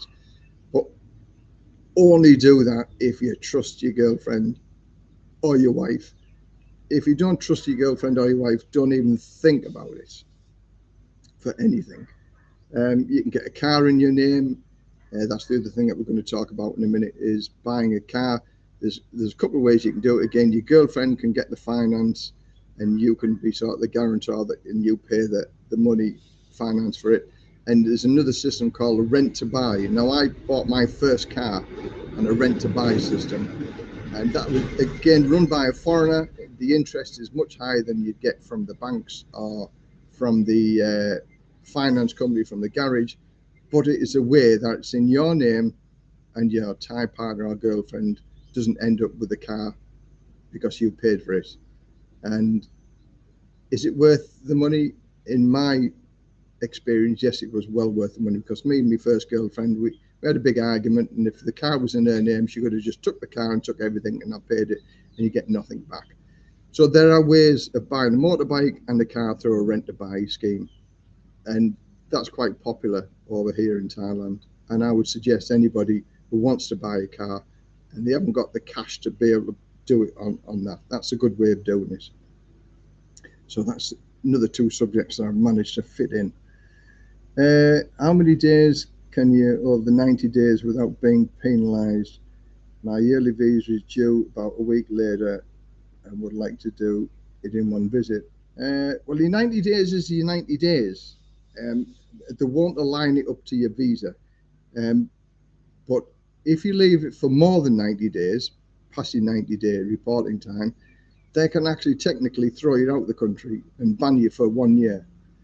So with 90 days, you have up to 90 days to be able to do it, technically. But the longer you leave it, I think you're on overstay as well. After the first week, don't quote me on this, but I think that after the first week, or is it 2 weeks, you start paying overpayments or overstay of 500 baht a day. The best people to ask is the immigration department. Just go when you're in there, you're doing your 90-day report. Just say, listen, if I forget, how long have I got? Them are the people with 100% of the answers to tell you exactly. But my advice is don't miss it.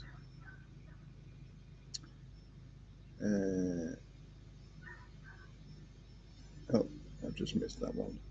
What does 30 plus? Yeah, the 30 plus 30 plus 30 is the lease, is the time lease. The lease of your of the land is 30 years, with a guarantee that you can add another 30 years onto that as well, plus 30 years, plus 30 years, plus 30 years.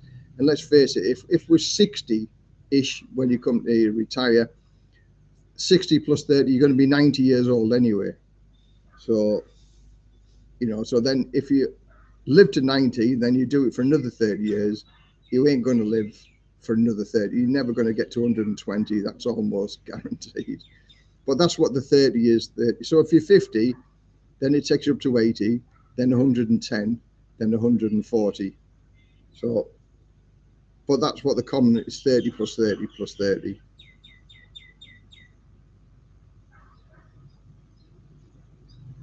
Oh, yeah. You can go 7 days over. Yeah, I thought it was about 7 days, but after that, it's 500 baht a day. And if it's over 90 days, then they can throw you out of the country.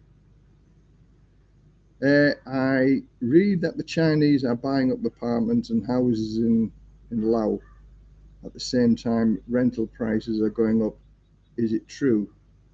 Oh, Laos, Land of Smiles. I would say the Russians are doing it in Phuket.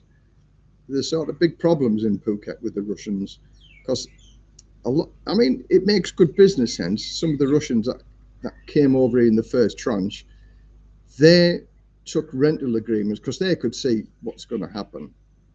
So they took rental agreements out on maybe 10 or 15 or even 20 houses. Some of the really, really clever guys rented 20 houses at cheap rates. And then the Russians came over, and now the Russians are paying 3 or 4 times more than what they were originally paying. So whoever's agreed to rent these houses on a number of terms and making money hand over fist. But there's lots of houses also being sold to the Russians in Phuket. So the Russians are a big player at the minute in Phuket, and that's just, if the war carries on, it's just going to expand. People are going to look for the same deals further afield, and like now the Russians in Thailand, they're all over the place. No matter where you go, there's Russians everywhere, and it's like everything else. There's wealthy Russians and there's not so wealthy Russians, and they're all looking for the same deal, that they want to stay here for as long as they can. And the elite visa to them was very, very attractive, and that's why opening a bank account has become more difficult on a tourist visa, whereas before you could even open up a bank account on a tourist visa, but because of the Russians are putting money in, money laundering, blah, blah, blah, so that's made it more difficult for everybody. But yeah, the Chinese are going to compete against the Russians.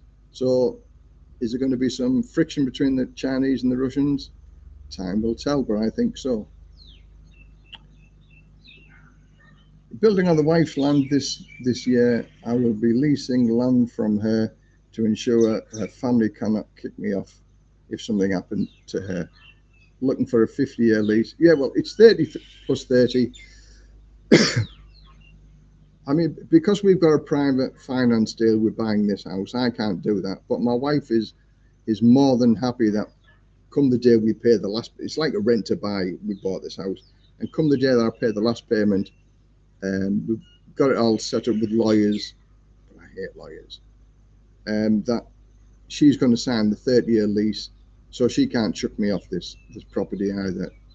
Not that I can't ever see that happening, but I tell other people to protect themselves, and I tell people how they can do it. So if I don't do it myself, then I'm not eating my own medicine, am I?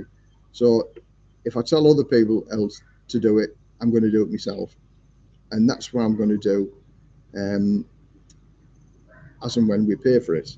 And as it is at the minute, if me and Ploy finish separated, divorced, or whatever, I just walk away.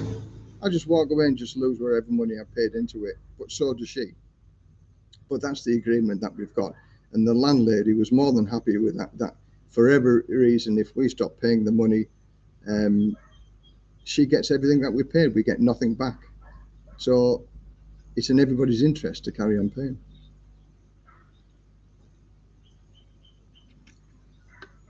So I find that that's a good way of doing it. And for those people that don't trust the girlfriends, don't even think about it. But you can get a private like a rent to buy on the property. They are possible, but they're very, very fine. I mean, we looked at about 20 different houses, and for the majority of them, that says no. And the only other one that said yes, pardon me, was a big development. Well, two people said yes. A big development for a 3 million baht house, 400 houses, big building company who had lots of money, who said yes, we could do it over a 7-year period. And then another company where we were going to pay 1.3 million for a 2-bedroom, 65 square meter house, and they were going to give us 7 years in which to pay for it. But now that offer's been withdrawn, and it's still 1.3 million for a 2-bedroom, beautiful detached house, in a nice area. So for 1.3 million, what could you get in your country for 1.3 million? Here you get a 65 square meter, 2-bedroom detached house, and it's in a nice area. Okay, let's have a look, see what else we've got. 64 people, 34 thumbs up. Any more thumbs up? Can I get any more thumbs up? It all helps the algorithm for YouTube to say that people are interested in the content. So if you can give me a thumbs up, fantastic. Or even a thumbs down. If you don't like it, give me a thumbs down. It all adds up. But would you really want to stay there if something happened to your wife, assuming the family didn't want you there anymore? Now, I've had other people who say this, and in reality, if the Thais want you out, the Thais will get you out. You know, they can still have parties on your land because it still belongs to your wife as well, or your partner, and that's what because the lease is there. If they want you out, they'll get you out. But I would agree with what the guy says. Would you really want to stay there if he's surrounded by all of her family? And I think sometimes you've just got to suck it up and say, okay, it's time to move on, and not be so objective to staying somewhere where you're not wanted. If the wife died and something like that, well, then that's a different story. There's an ex-firefighter that I know. He married a Thai girl, and sadly she died in England. But he still maintains family relationships in her village, and he's more than welcome every time he comes over here. And he stays in the family home and everything like that. So it's not all bad. You know, sometimes breakups can be quite amicable. So it's whatever suits you, really, at the end of the day.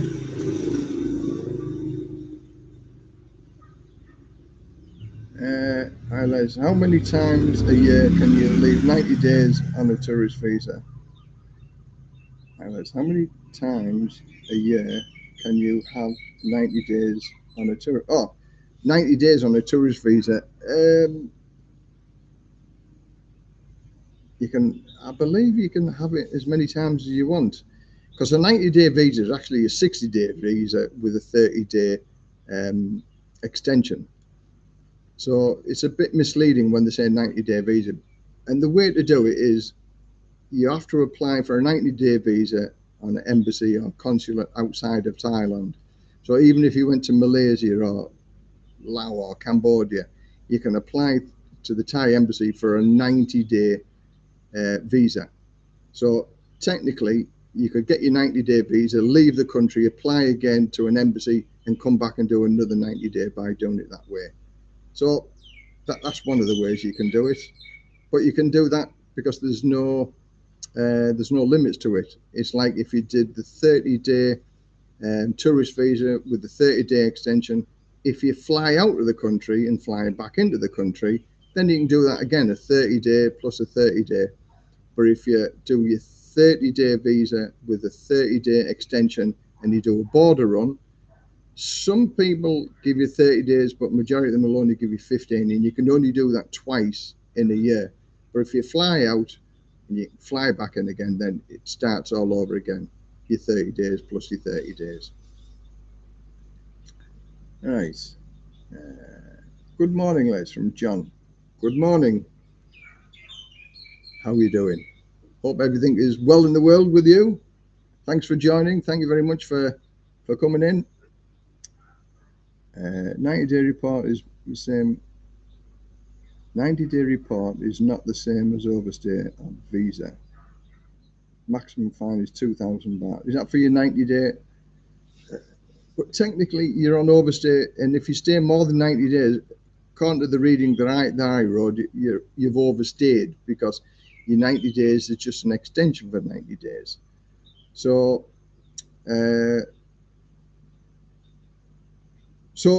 again, the people to ask for 100%, next time you go into the immigration for your 90 days, ask the questions, and the immigration officer will tell you 100% what they want. Now, they don't all sing from the same hymn sheet, the immigration officers. You know, some people do one thing, some people do another. My friend who lives up near Konken, he's immigration officer, because he got there lunchtime, brought him buns out and a sandwich. And last year they bought him a bottle of beer out. Immigration officer. They're all happy, smiling, very, very nice people, and more than helpful. So, you know, over friendly, if you like. So different immigration officers have different rules and different hymn sheets. So in your area, go and ask all of these questions that you want to know, and they'll let you know for sure.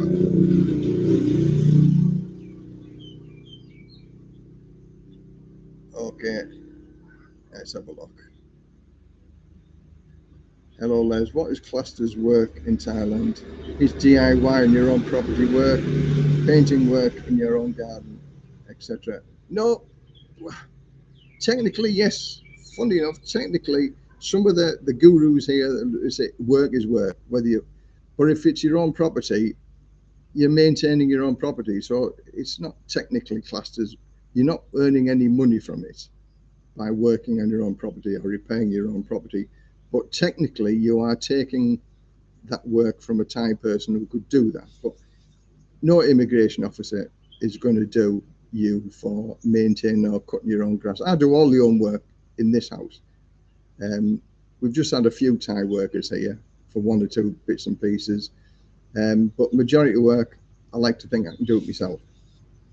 But technically, even if you worked as a volunteer in any part of Thailand, that's still classed as work, and you still need a work visa, even though you're doing voluntary work. Even if you're not getting paid for it, technically it's work. So you need a work visa, even to do voluntary work here in Thailand. So it's just very, very much a grey area. Keith. Hi Les, I like your videos a lot. You mentioned a 30-day tourist visa. I thought a tourist visa allows you to stay 60 days, returning with no visa. Visa exempt allows you to stay for 30 days. Yeah, okay, maybe it's the word. Yeah, correct me. Visa exempt allows you to stay 30 days. A tourist visa. Yeah, a tourist visa is something that you apply for outside of Thailand, where it's 60 days plus the 30-day extension. You're correct. Visa on entry or visa exempt gives you your 30 days. Okay, Keith, yeah, you're correct in what you're saying. My terminology maybe was a bit wrong. But basically 30 days exempt from those countries that are exempt from a visa, and you get 30 days exemption, then you can apply for another 30 days after that. Yeah, I stand corrected. Looking to apply for the 90-day next month before we leave the US, but they want a bank statement from my wife's account, but she cannot get it without walking into the bank. Need a new plan. Looking to apply for a 90-day next month. Who wants the bank statement? Is that the immigration office or the embassy? And is it a Thai wife or a US wife? That's a strange one for that one. Again, but again, that's America. America and the UK is totally different in what they're asking. But failing that, if you want a 90-day, you can do the visa exempt and come here for 30 days and extend for 30 days and just do a visa, just fly out and come back. I know it's a funny way of doing it, but there's always different ways of doing it. And but yeah, ask the embassy. They're the people who'll let you know why they want it and what's the reason for it. Question layers, Peter Phillips. If you're over 50 and you want to live out the rest of your days in Thai, what visa would you recommend? Retirement visa. Retirement visa is the easiest visa as far as staying here long term is concerned. It's easy to get as long as you have the funds, either 800,000 baht in the bank or 65,000 baht a month as an income pension source. Then that fulfills all the requirements, and you just renew it every year. It's 15 minutes to do. If you've got the 800,000 baht in the bank, it is the easiest way of getting your visa here. Now, there's a lot of people complain about they don't want to tie up 800,000 baht in the bank, but let me put another little spin on this. Some people can't afford the medical insurance, which we haven't touched yet on this, because I've got medical insurance for 700,000 baht, which is almost the same as the 800,000 baht. But that cost me 25,000 baht a year to have 700,000 bahts worth of cover. Now, for those people who've got pre-existing conditions, it's going to cost much, much more than the 25,000 baht a year for your medical insurance. So you can self-insure. If you've got the 800,000 baht in the bank, that's the easiest way of getting your retirement visa, because they don't look at any income source, they don't look at any 65,000 bahts a month. It's the easiest, but it does tie your money up for 5 months of the year. But also, for me, it's that get out of jail card, that if you have a medical emergency, you've got up to 800,000 baht to play around with for a medical emergency, which you're not paying 25,000 baht a year for, or 30,000 baht if you've got pre-existing conditions. So there's swings and roundabouts it for both. If you've got medical issues, 800,000 baht in the bank, no problem with your retirement visa every year, and you've got a backup plan for medical emergencies. That's my way of thinking of doing it. And I would say that is probably one of the best routes to go down for those people who can't afford the medical insurance. Self-insure. And 800,000 baht, you get a lot of treatment in a public hospital for 800,000 baht. But if you go to a private hospital, it'll eat your money up, no problem, very, very quickly. Okay. Last month I had a short holiday from Thailand to Kuala Lumpur to also cancel my O visa, or A visa, yeah. I returned to Thailand, visa exempt. I wasn't asked for the Onward flight. I now have a non-O visa. Well, you didn't have to leave. You could have converted your non-O visa, your OA visa to a non-O visa without actually leaving the country to cancel it. But yeah, some immigration officers want to see an onward flight. Some immigration officers don't. So again, you're one of the lucky ones who didn't have to do it. But I know by my subscribers that they weren't so lucky, and they had to actually book an exit flight out of Thailand at the full rate without using the discount air carriers. maybe they've been a bit more lenient lately. How do I go about getting a non-O visa? Non-O visa can be applied for in Thailand. You just have to meet the necessary requirements, 800,000 baht in the bank, or the income method, where you've got at least 2 months of 65,000 baht a month going into a bank account. Best person to see is the immigration office.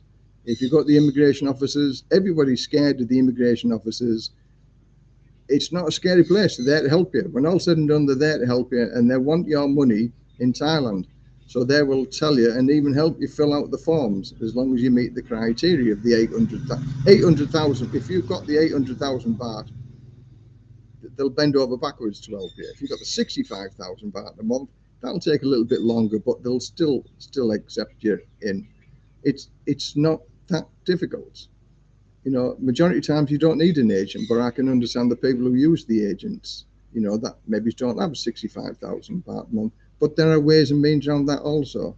You don't have to have 65,000 baht a month. I have workarounds for that, legal workarounds for that. And you don't need the 800,000 baht in the bank. Again, I've got legal, 100% guaranteed workarounds for that as well. That's not against the law.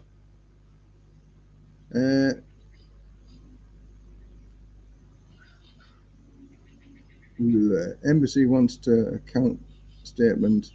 We'll switch to a marriage visa once we arrive. Now, the marriage visas, there's just a lot of paperwork for the marriage. It's not impossible, but it's just a lot of paperwork to do, and getting witnesses, getting the landlady, because our landlady lives in Bangkok, getting all the paperwork, having the visit, getting a witness once the immigration office come to the house, because they've been every year. Some people just have a video call and you walk around the house, but we've had the immigration police actually come to our house every year for 5 years. And now the same guy that came the first time, and he was in and out in 10 minutes. So it's not a lot.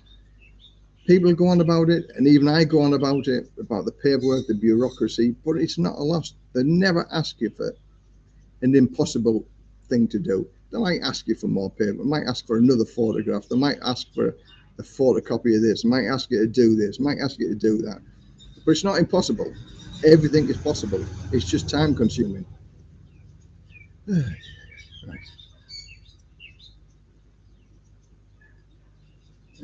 Do you have to show 800,000 in the bank to show immigration every year? Can you spend some of that and top it up again? Yeah, how it works is you've got to have 800,000 baht in the bank 2 months before your application, and then 3 months afterwards. And then after your 3 months is gone, which is obviously your first 90 days that you sign on, now technically, the immigration office, when you go in for your 90 days, could have a look at your bank book. And this is what the agents tell you not to go into immigration, because they will do your 90 days for you, and they'll charge you another little bit amount of money for them to do your 90 days. So you're not embarrassed by the immigration officer saying, let me have a look at your bank book. And the fact that your 800,000 was only in for 30 minutes and then it came out the same day. How surprising. So to save that embarrassment, the agents will say, we'll do your 90-day reporting for you, but we'll charge you a little bit of money. But if you're doing it the legal way, putting it in yourself, not to say that the agents are illegal, they just have other methods. But legally wise, if you're doing it yourself, 800,000 2 months before, 800,000 baht in your bank 3 months afterwards, then you're allowed to go down to 400,000 baht, but not a baht lower than 400,000. And then 2 months again before your renewal, you bang it back up to 800,000. So you can do it that way. But majority of people just leave the 800,000 baht in the bank account all the time. I mean, there's a guy that I'm talking to now, a new guy that I've just met. He's lived here for 18 years. He put 800,000 baht in the bank 18 years ago and never touched it. So he just uses that every year, and, you know, guaranteed his retirement visa, no hassle, but he's got plenty of money anyway. But no hassle, no fuss. That's the easiest way of doing it. All right.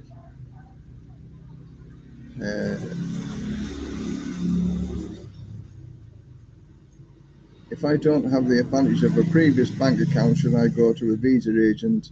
I've read that it's become difficult to get a non-O, so I'm looking for the best. It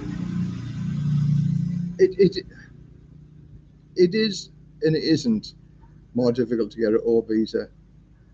It's a lot easier if you've got 800,000. It's a little bit more difficult if you don't have the 800,000. But a visa agent will open a bank account up for you, sort your visa out, and you'll end up with like a 15-month visa with a bank account, and it costs about 38,000 baht. And then the way to avoid using the agent again the following year is that once you've got your visa, start putting 65,000 baht into your bank account every month from a foreign transfer, and then the following year you can go on the income method, which then shows that you're putting 65,000 baht into your bank account every month. Because when all said and done, you've got to have some money to live on anyway. So roughly, majority of people is between 45 and 65,000 baht a month anyway. But there's other ways. If you haven't got that 65, there's other ways that you can do that legally wise and still meet the criteria of 65,000 baht a month. And then Bob's your uncle every year after that, because you've shown the income method 65,000 baht a month, so you don't need to use an agent after the first year.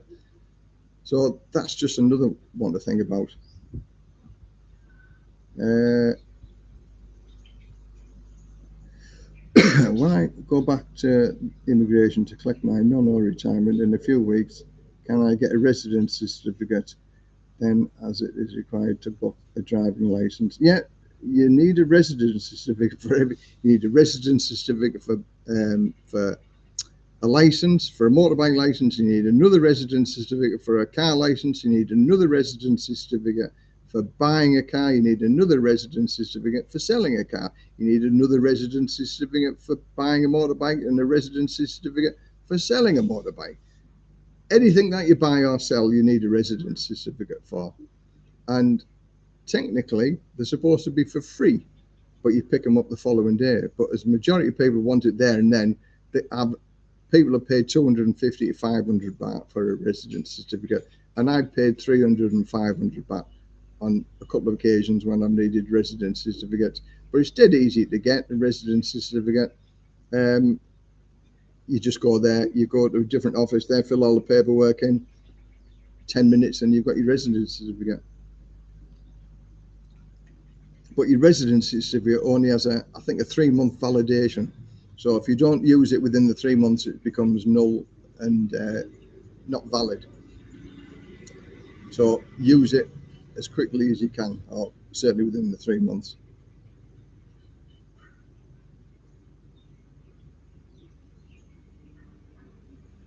Yeah, 3 months, yeah.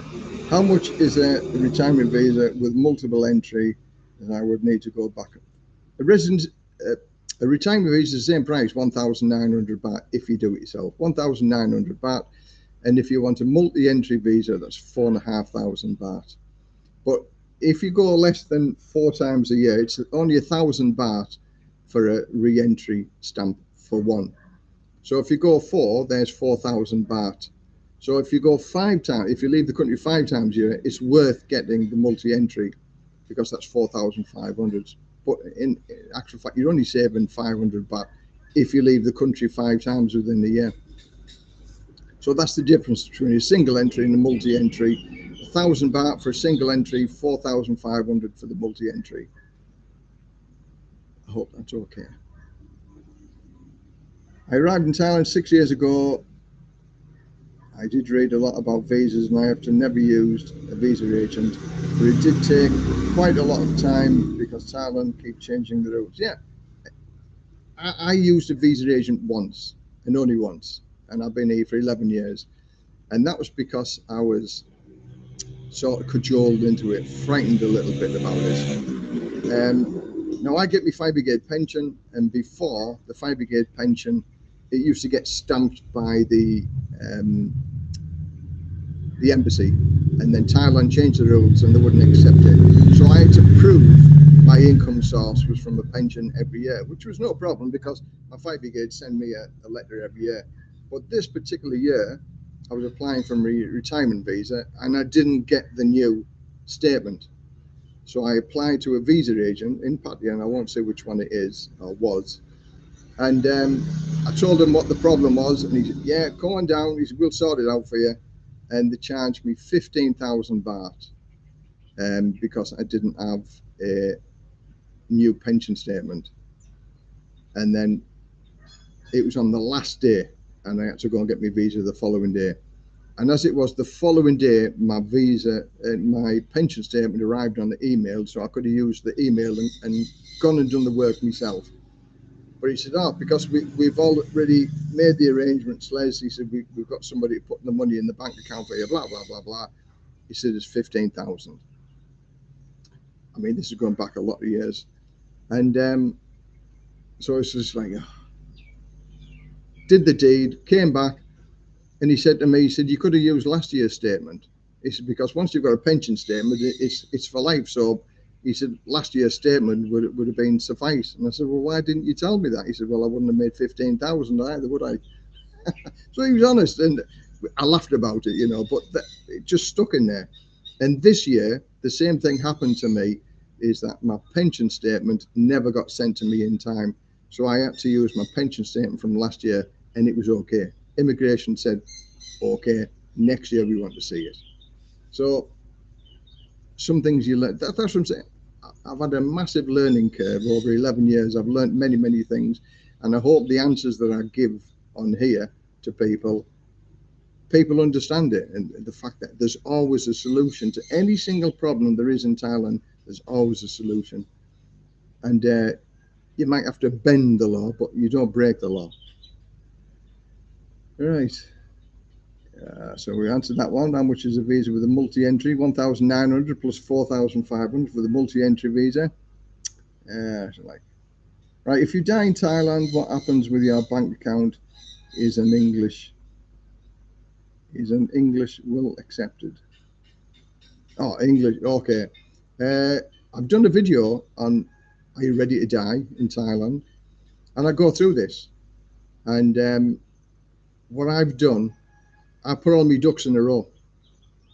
We're all going to die. That's a certain thing. Certain as paying taxes, you're going to die. And my wife is entitled to a pension from my fire brigade for the rest of her life. So I've actually pre-filled in all the forms, and it only wants the date of my death putting on there. Same with insurances, but the insurance companies wouldn't send the paperwork. They say only on the event of your death will they send the paperwork out. Now, when a foreigner dies, okay, use my case as an English person, right? When I die, I go to the hospital. Sometimes there's an autopsy, sometimes there isn't. It depends what you die of. Things like if you die in a motorbike accident or something like that, then there's no really autopsy because it's obvious you've been killed in an accident. For any other reason, there's an autopsy. Now, for my wife to get my body out of the hospital, out of the mortuary, she has to get a death certificate, which is in Thai. So she has to get that Thai death certificate translated into English. Then she has to give that English translation to the British Embassy, who will then give a certificate to the hospital to release the body. So then she can have me back and do whatever it needs to do, whether it's a Thai funeral or if you made arrangements to send your body back to England, which could be between 15 and 20,000 pounds, it's still between 1,000 and 2,000 pounds to send your ashes back in the urn to England. So make all of these preparations beforehand. And like for an instance, my fire brigade pension pays my wife for the rest of her life. But I've said to her, if the pension payments stop, don't just say, "Oh, well, let's say it's going to be for the rest of my life," but it stopped. There's a reason why it stopped. And it's like to see whether your circumstances have changed, whether you've got married or you've died or whatever. So you have to contact, and we've got all the telephone numbers that she has to contact. So if the pension stops, she just makes a phone call. "Yeah, I'm still alive. I'm still single, blah, blah, blah." And then the pension payments will go on. Make all these arrangements because we're all old and we're all going to die one day. And when you die, your wife can't say, "Oh, Les, what do I need to do with this? What do I need to do with that?" It's a macabre situation, I know, and people don't like it because they don't want to talk about it. But it's one of the facts of life. You're going to die, so make it a lot easier for your wife to deal with following your demise. But then there's another rule in Thailand: don't tell your wife what you're worth dead, because you might end up dead before your time. But that's another story.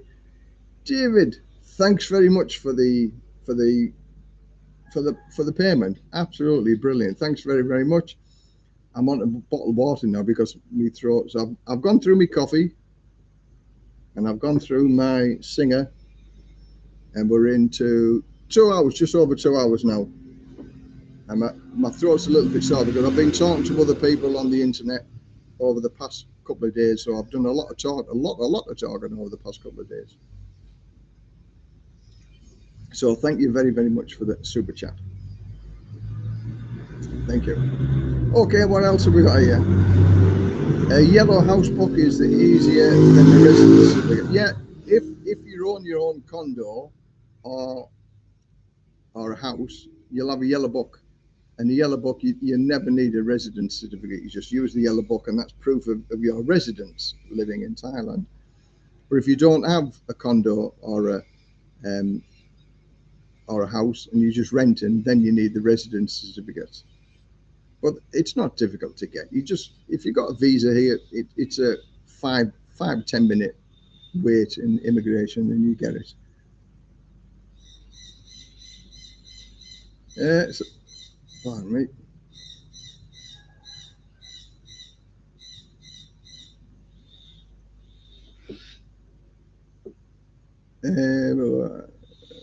Income is income.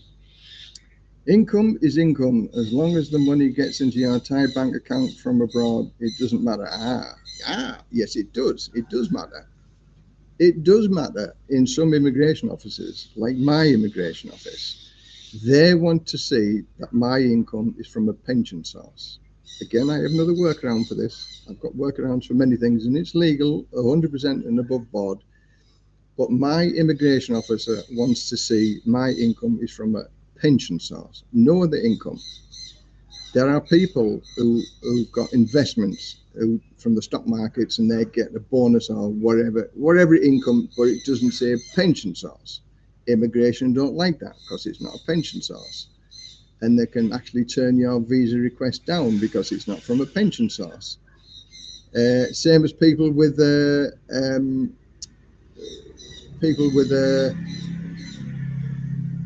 property portfolio where they might have 10 or 20 houses, so they're getting an income from that because they've invested all the money in the properties, and now the property is paying them an income.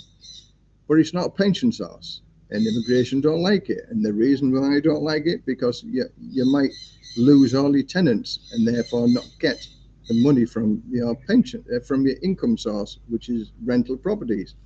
So that's why they want to see it from a pension source. But again, there's another workaround for that, and I know people with portfolios of houses using this method also, and it suits the immigration department. But you're correct, some immigration departments don't care where it's from. As long as you're getting 65,000 baht a month or above that, they don't even look, they don't even ask. But some immigration officers do.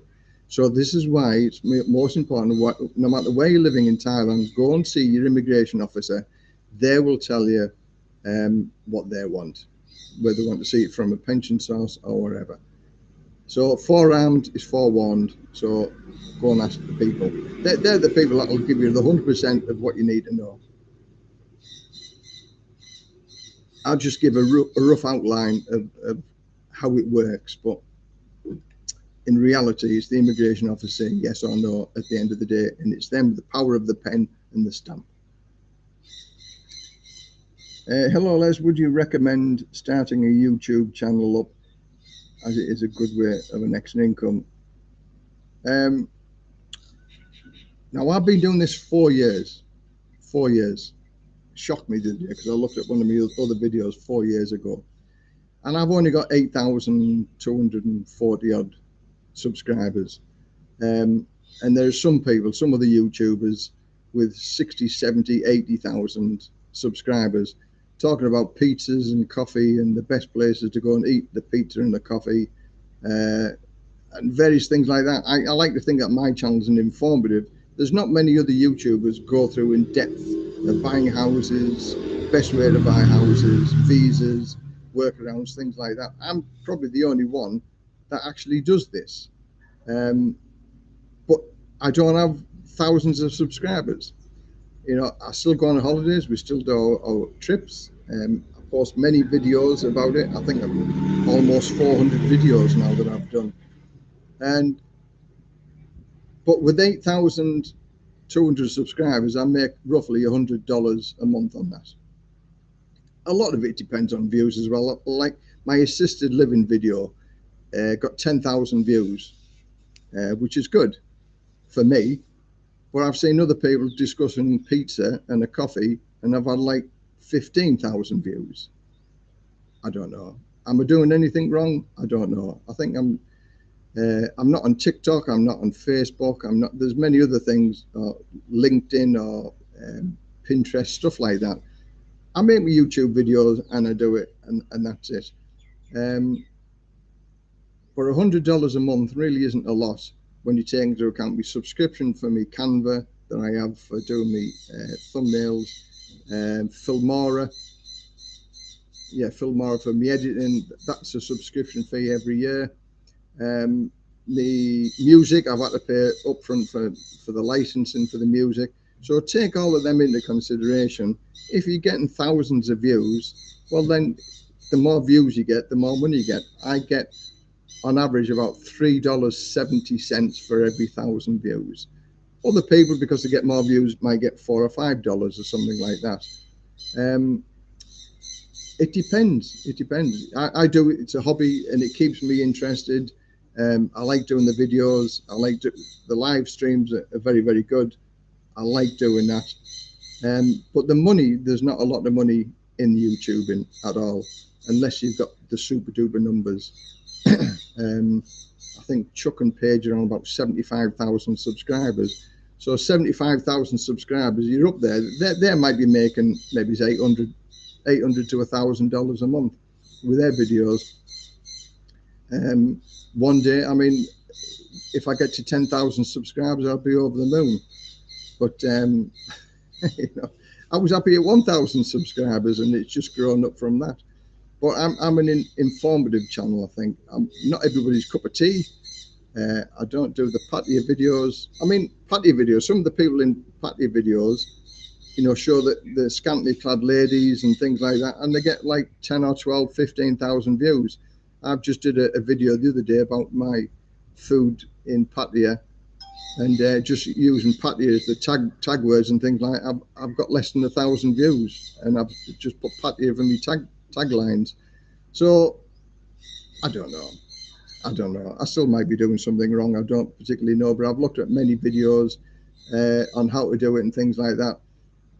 I don't want to go on TikTok. I don't want to go on Facebook. I don't want to go on LinkedIn. And so it's just, for me, too much time.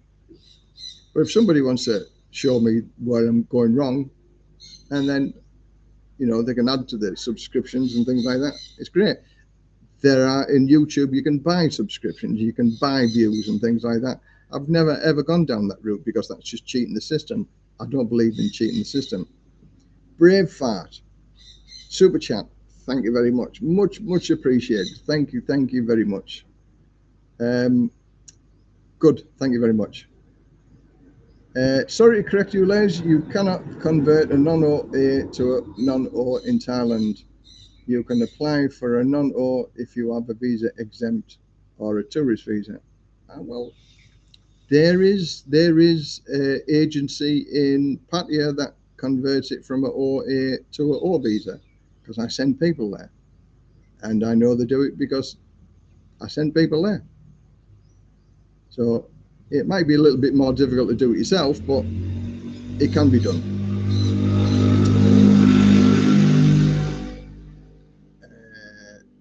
You have to leave Thailand to cancel an OA visa. If you just let it expire, then you would be on overstay. Well, again, as I said, there's an agent in Pattaya that converts OA to an O.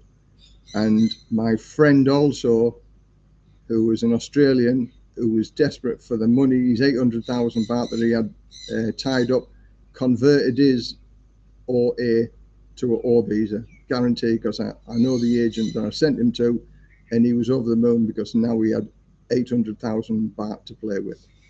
So it can be done, but through an agent. It makes sense, Earl Smith, especially when you cannot use the 800,000. I know you can use some of it after 3 months, but I think it has to be back to 800,000 before. Yeah, 800,000 baht actually is tied up for 5 months of the year, 2 months before your application, 3 months afterwards. It's tied up, but like I said, if you've got no medical insurance, it's a backup plan for medical insurance. If you've got, like illness or something like that, and if you have a medical accident, then there's 800,000 in emergency that you can use. So swings and roundabouts, there's pluses for it and minuses for it. If you've got it, then no problem. I cannot work out the views some YouTubers get for showing them going to eat a pizza and go somewhere in Pattaya, because there are so many of the same. But there's so many people are interested in that. I'll probably say the amount of views that people get with the scantily clad ladies and in that niche, all the newbies want to see that, because that's what they're going to Pattaya for. And I've been there, done it, got the t-shirt, and I used to take people around on trips around Pattaya. In fact, I've still done it. I still do it a couple of times. I've had a few subscribers that we've actually took around Pattaya, and I live in the remote area, but I still know the score in Pattaya, where to go, what to see, what to do. And I go with my wife, and my wife comes with us because it opens her eyes. She's like, oh, like when she sees what's going on. But she's okay with it because we're together, and I wouldn't go to Pattaya without my wife for any reason whatsoever. But I don't do it to show off. I do it because there are genuine people, guys out there, don't want to get ripped off. They've seen all of the hype of Pattaya, and in reality, I've saved people thousands and thousands of baht from getting ripped off, because I know the score, and I know the places where to go to, and I know where they can get good value, and I know that they ain't going to get ripped off. And with that, sort of hold the hand, of a 55, 60-year-old guy, because it's all new to you, all of this, and all this attention that you get from the girls, and how they can rip you off, and how they can press the buttons to get the ATM to empty. Sometimes we're only there for a day or 2 days, and then they've got the score, and we just ask them to pay for our hotel bill for a couple of nights and buy us a couple of meals, so if it costs them 5,000 baht for the 2 nights, 100 quid, I'll save them more than that on 1 hour of going to various places in Pattaya. So we don't do it very often, but this is what we do. We help people out, and we know how the system works, and we know, so I can save money on your visas, I can help you get accommodation, I can point you in the right direction to things. So, but can I tell you where the nicest pizza is in Pattaya? No idea. Horses for courses. I do what I do, they do what they do. But Pattaya, for a guy to go to Pattaya, it's just like, it is a man's paradise. It really, really is. And it's a fantastic location, especially if you've got divorce or you're going through bereavement.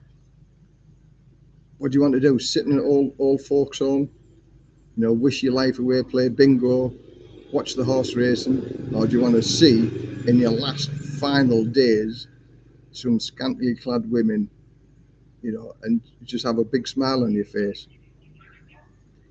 My wife sees it as funny, because when you see old guys with a massive smile, either way, they've got to go to the hospital to get pain relief, because the muscles in your face when you're smiling.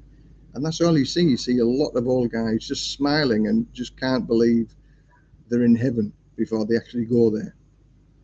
And that's what Pattaya does to people. It gives them that zest for life again. They're 18, 20 years old again when they go to Pattaya. And I still love to see it to this day, because what's the alternative? Sitting in a working man's club or whatever, or in a bar talking about it. My stepdad was 83-year-old, and I brought him to Pattaya, and I took him to Soy 6 in Pattaya. And when he went back to, he never did anything whilst he was here, but he just seen everything with his own eyes. And when my stepdad was sat in the bar, oh yeah, been down Soy 6, I've seen it all, Les showed me everything. And all the other guys, you've been down Soy 6, Pattaya. He talked about that until the week he died, and he never ever forgot it. He had a fantastic time here in Thailand. So it's never too late or too old to come to Thailand. It's fantastic. Okay, right, let's. I could talk about Pattaya all day, like, you know, it's such a fantastic place. Do you know Nong Kai from New Zealand? No, I don't. There's a couple of people from New Zealand who contacted me and talked to, but that doesn't ring a bell. Okay, who is the agent? I need an agent. Okay, send me an email. 58 at Yahoo. Come. Send me an email asking for the agent, and I won't give the agent's details out over the air, because that's sort of not done. Okay, yeah, the pizzas. Is Chiang Mai good place to live? New Zealand. Chiang Mai, I like Chiang Mai. I like Chiang Mai. Chiang Mai, Chiang Rai, and Pai. I've got to say Pai is my number one out of that area. It's so laid back, and so it's up in the mountains. So as the climate's in the winter time, it's much cooler. It gets down to about 12 to 14 on a night time. And my wife is like, she has a woolly hat on and a fleece on because she's cold. But for me, from the UK, 15 is just like, oh, so nice and cool. But Pai, I've got to say, it's probably one of my top places to go and have a look at if you're in Thailand. It's stunningly beautiful. Hire a motorbike for the day, 200 baht, 250 baht, something like that. It's beautiful. If you go to Pai, you'll never ever forget it. And Chiang Mai is good, apart from the pollution in the burning season, which is 3 months. Where would you? I think it's the springtime where they have the burning season. It's for 3 months of the year anyway, and the pollution, March, April, May, June. It might be April, May, June time, but the pollution with the burning season is terrible. A lot of people leave Chiang Mai and Pai and Chiang Rai because of the pollution in the air. In fact, it was that bad this year. It even came down as far as here. And Koh Samet, which is literally only 10 minutes by speedboat, you couldn't see it because of the pollution in the air. But Chiang Mai and Pai is a lovely place to live, and it's reasonably cheap to live there as well. Everything's much cheaper up there in the mountains.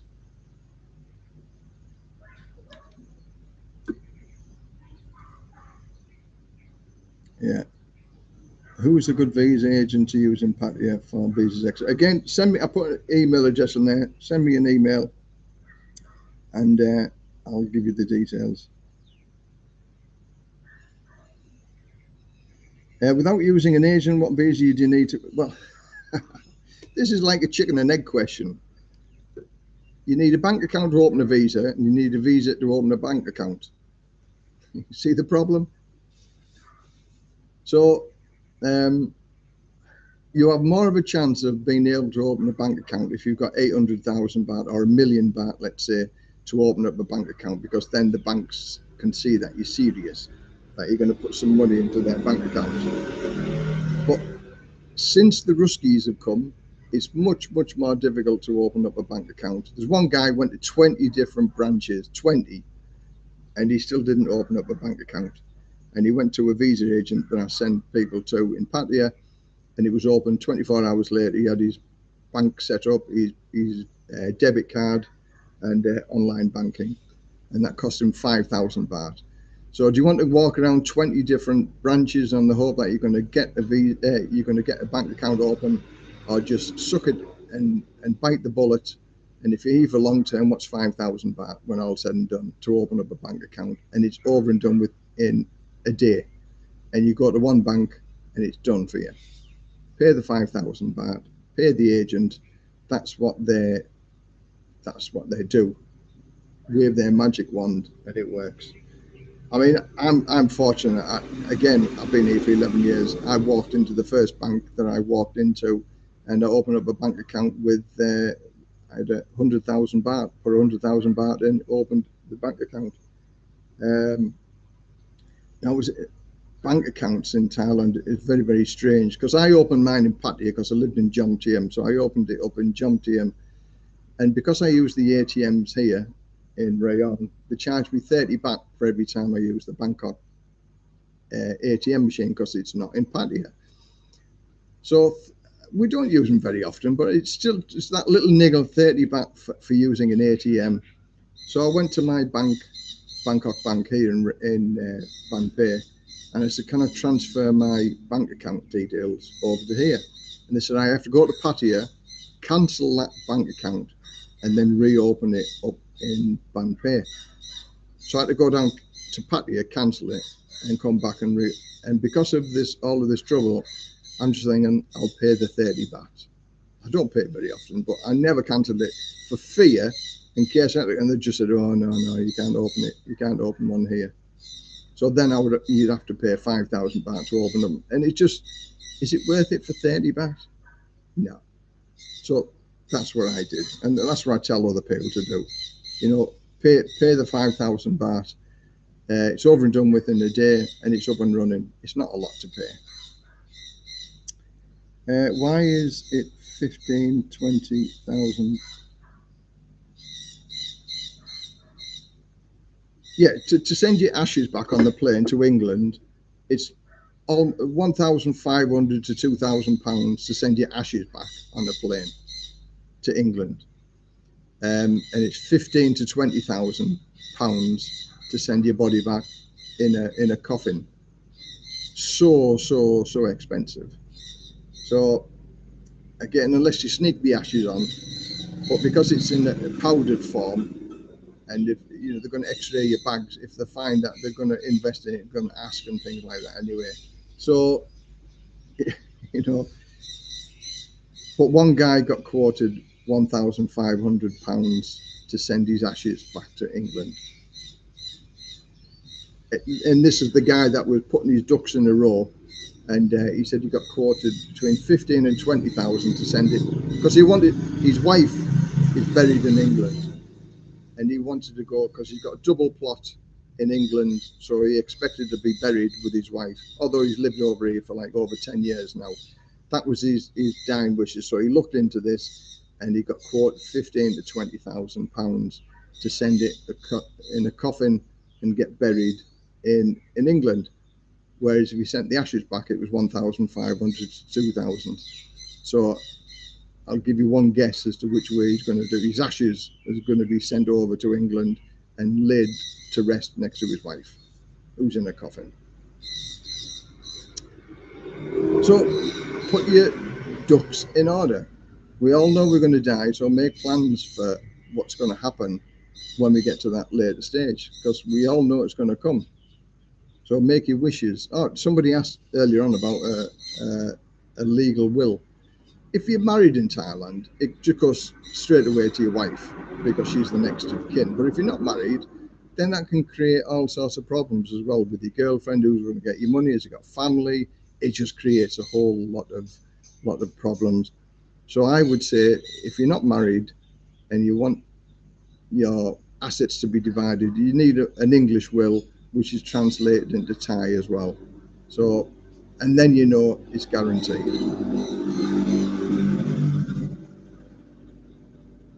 Let's have a look. Hey up, Liz. Back again. Do they have HSBC in Thailand? I don't know. I've never seen HSBC. They might have one in Bangkok. Yeah, I think they've got one in Bangkok.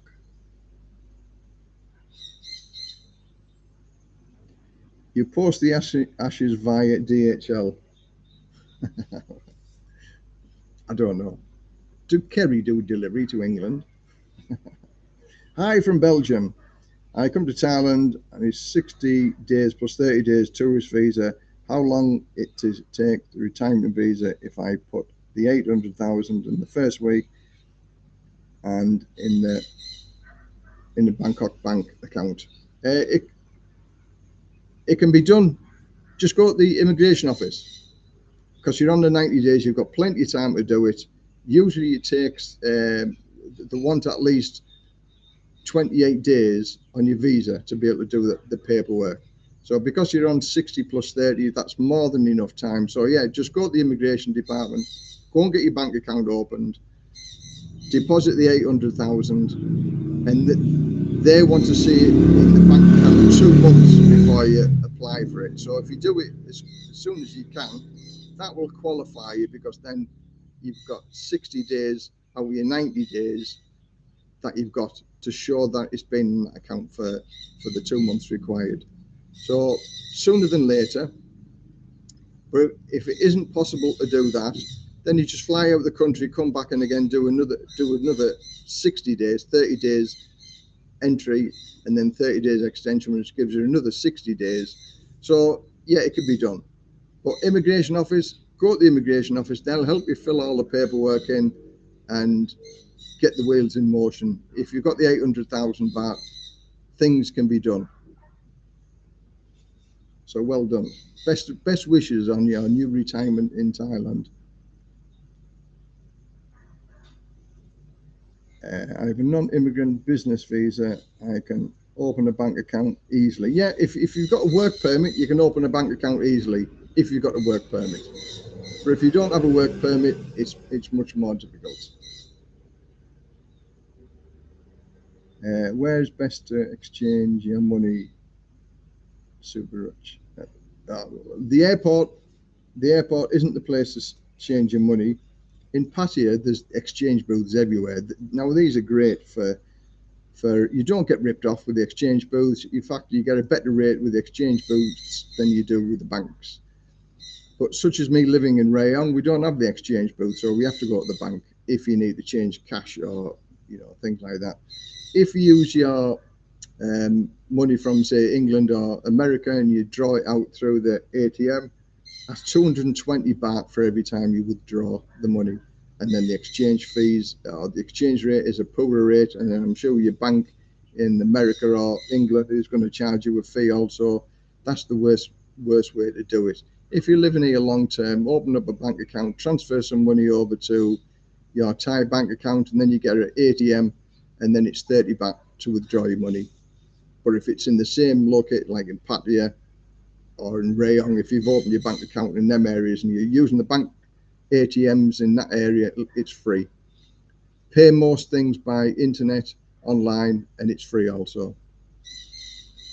So there might be little ways of saving money, but all them little ways all add up. So, but in Thailand, you pay money to put money into a bank account. It's like when we went to renew my marriage visa. When I went to renew my marriage visa, I had to show there was activity on my bank book on that day that we got the marriage visa. So I put 100 baht in the bank account. So they updated my book, and then they give me and charge me 30 baht for putting 100 baht in. So they charge you money for putting money into a bank account.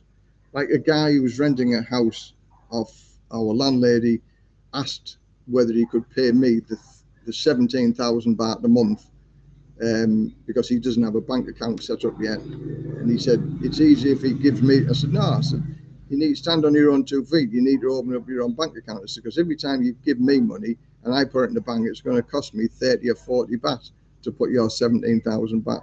I said, no. I said, just you need to stand on your own 2 feet, go and open your own bank account up. Anyway, I've not seen him since then. Question: what address would you give when opening a bank account if you are traveling in Thailand and don't have a permanent address? Right, well, this is where the agent can help, because it's difficult to open up a bank account anyway. So if you use an agent will have an address that it can be registered to open up a bank account. So again, this is another valuable thing that the agents do. That there might be 1,000 people living at the same address, but it works. And then eventually, when you do settle down and you've got your house type thing, then you just go to the bank and update your address. So you sort of do what is needed to do to open up a bank account, and the agents are the way forward to do this, because it's so difficult now to do it. You can't just walk into a bank and open up a bank account. Agents, this is where they have their value.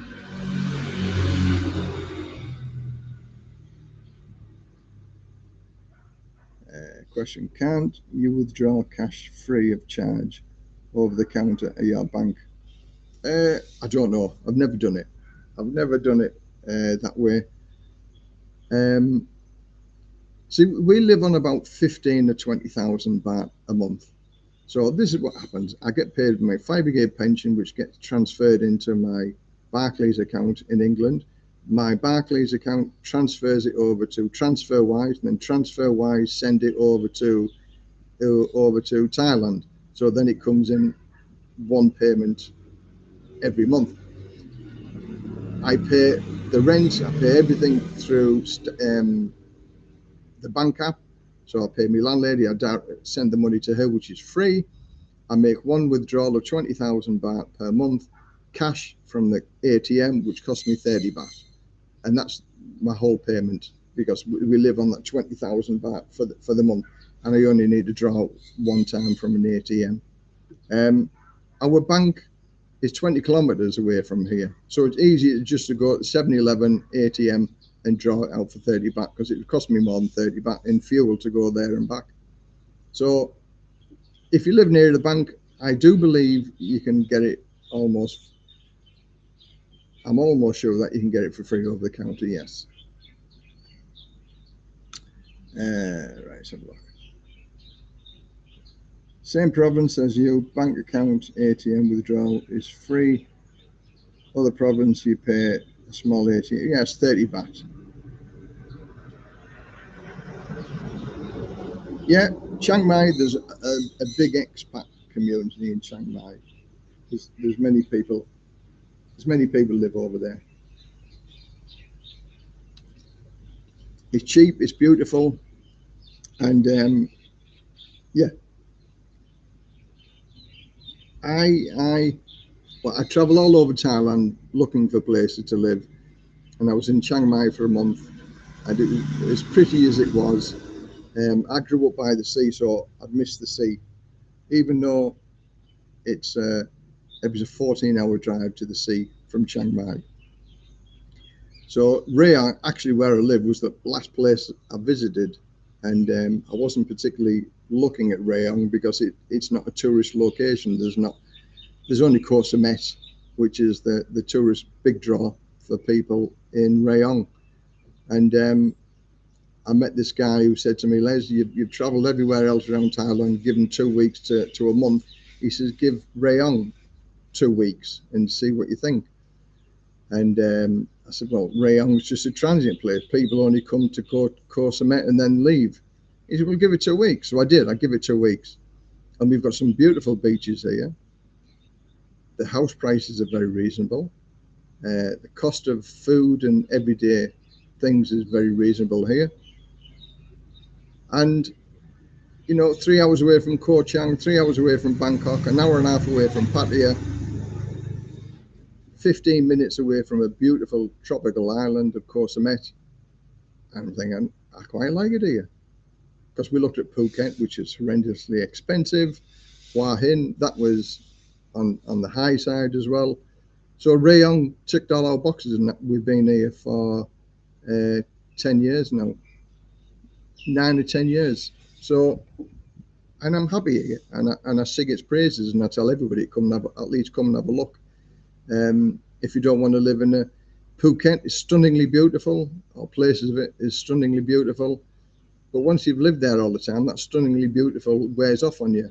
Whereas if you go for a 2 week holiday, it's still stunningly beautiful. Rayong is just Rayong. It is what it is. Not the best place in the world to live, but it does me. Right, let's have a look. Yeah, I don't pay anything to draw money out from the same province. Yeah, I use QR payments all the time, free of charge.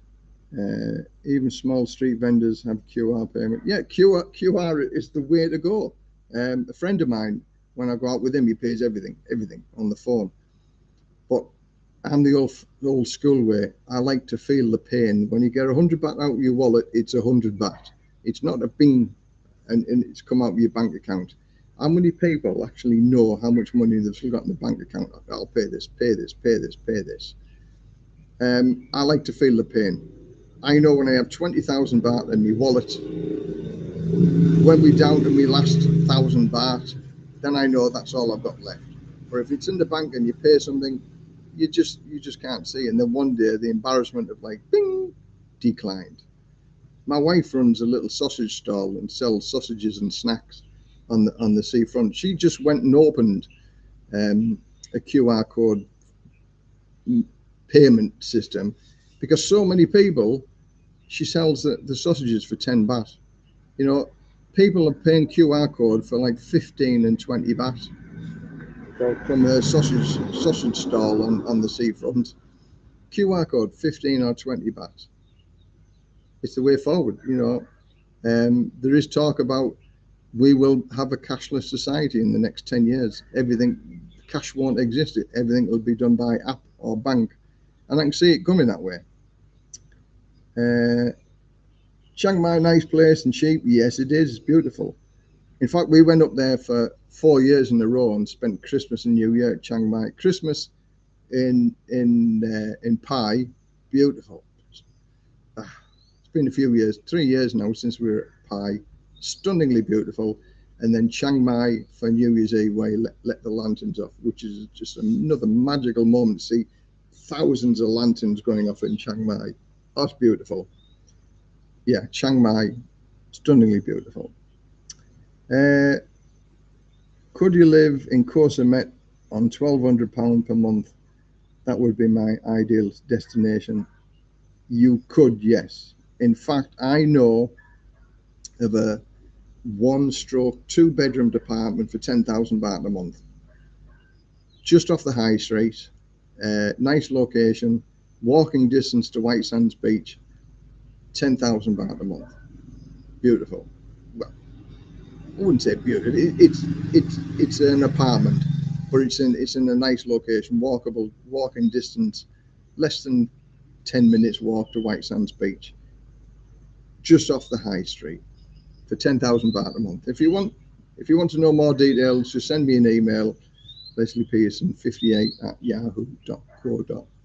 No, lesliepearson58@yahoo.com, and I'll give you more information on that. But yeah, £1,200 a month, super. Things are a little bit more expensive on Koh Samet than on the mainland, but it's just stunningly beautiful, and it's such a small island. Rent a motorbike. You can go everywhere on Koh Samet on a motorbike. You could do the whole island in, say, maybe 4 or 5 hours. Well, even less than that, 4 hours, if you wanted to look at every single beach. But it's stunningly beautiful. Yeah, fantastic place. £1,200 a month. You'll have a lovely experience. I recently discovered that I can draw money from Kasikorn Bank in different provinces without getting charged. There's an option in your Kasikorn phone app called Withdraw, which uses QR. Oh, well, yeah. Yeah, QR code seems to be going that way.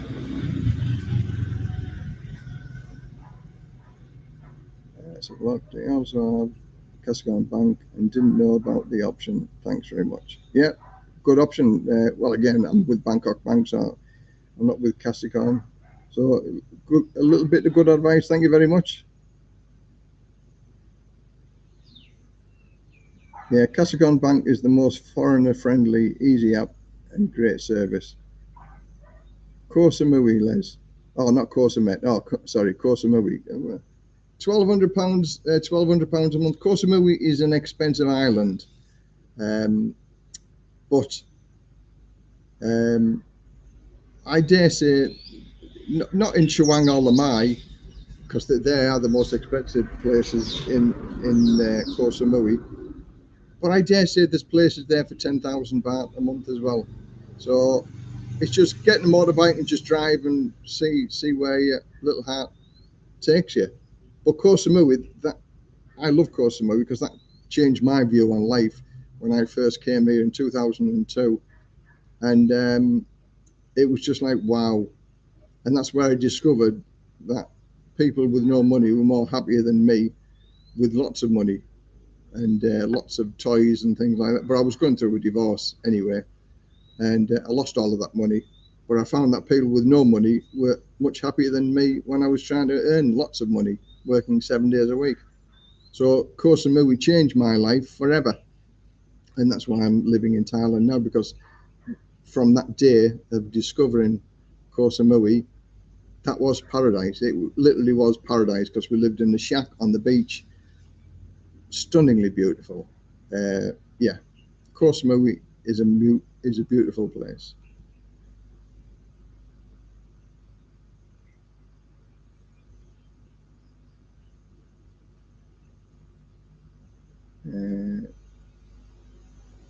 Well, the Bangkok Bank app seems to be similar. Well, again, I've not done that.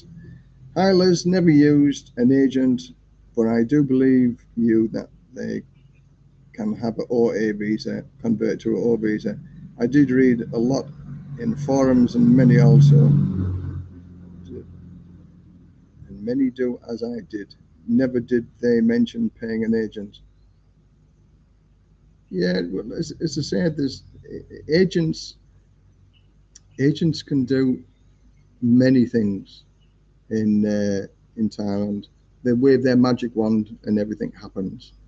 But it's like I don't like using agents. If I can, I mean, I'm friendly with a couple of agents, and I do send people to agents. But I spoke to the agents, and I said I tell people how to avoid using agents, and they said, yeah, no problem, because there are still lots of people are scared of the paperwork and scared of immigration and scared of being rejected. But in reality, the immigration people are there to help everybody. So go and use them. Go and find out what they require from the horse's mouth, and then make up your mind whether you want to use an agent or not. But agents,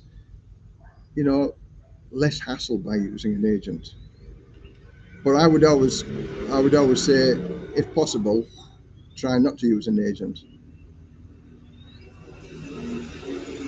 I have also asked at my local immigration more than once about what I need to do to convert an O visa, and each time the immigration officer said I would have to leave the country, Thailand, to cancel the O. Yeah, I agree with you. Yeah, that's they're telling you legally what to do, but when there's a brown envelope involved, then that changes the things. Brown envelopes are everywhere in Thailand. You can buy lots of things with brown envelopes. Are medical insurance expensive in Thailand? Uh, Quite. If you're healthy, it's quite reasonable. I have 700,000 bahts worth of cover for about 25,000 baht. But the only thing I've got rheumatoid arthritis, which is a precondition, so they won't do anything to do with rheumatoid arthritis. And I was since diagnosed in England with emphysema.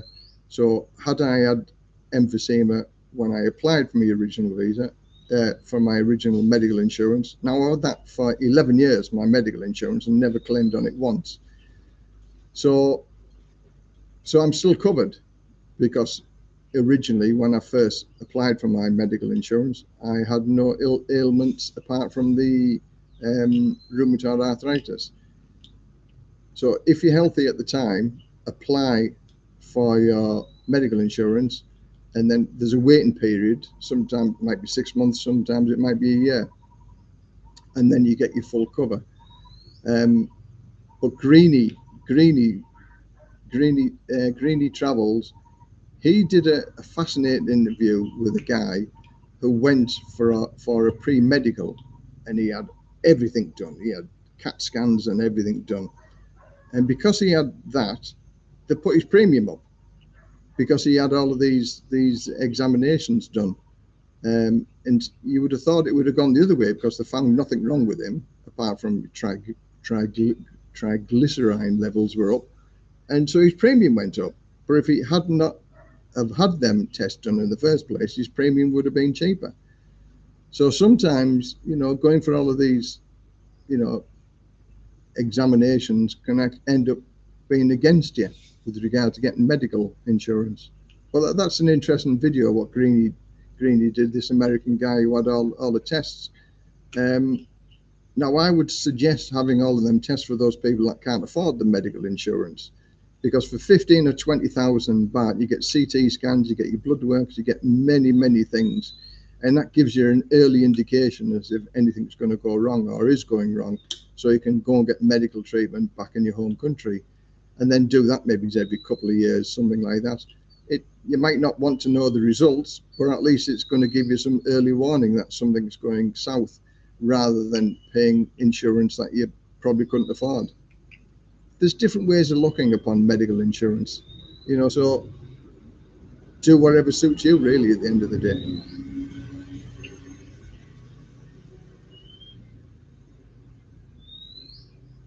Colombia, no, never been to Colombia. I wouldn't wish to go to Colombia.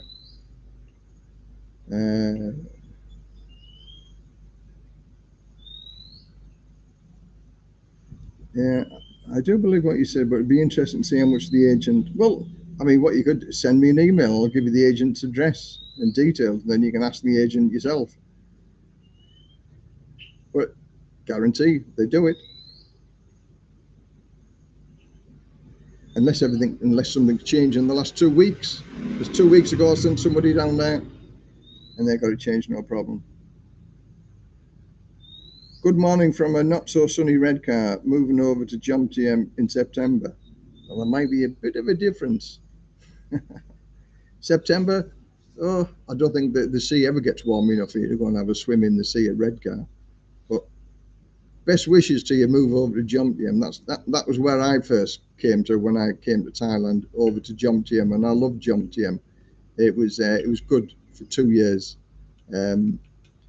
I got the madness out of Pattaya. I did everything that you should or should not do in Pattaya, and that's why I've learned by experience. I can take people and show people the ropes, if you like. But welcome to Thailand in September. You'll enjoy it. I've been here 11 years and I'd never ever want to go back to Redcar. Holidays and things like that, yeah. 9 weeks was the last time I visited Redcar. Sadly, my stepdad died. And 9 weeks, 3 weeks of that, I was ill. So I couldn't wait to get back here. Hi, Les. I'm afraid of the...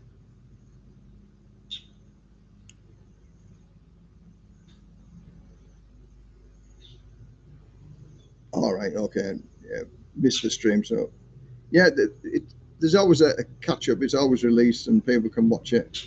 In fact, as I say, I get many people, I think about 1,800 people watched the last video or the last live stream that I did. We're another 7 minutes away from 3 hours again. The last one was 3.5 hours.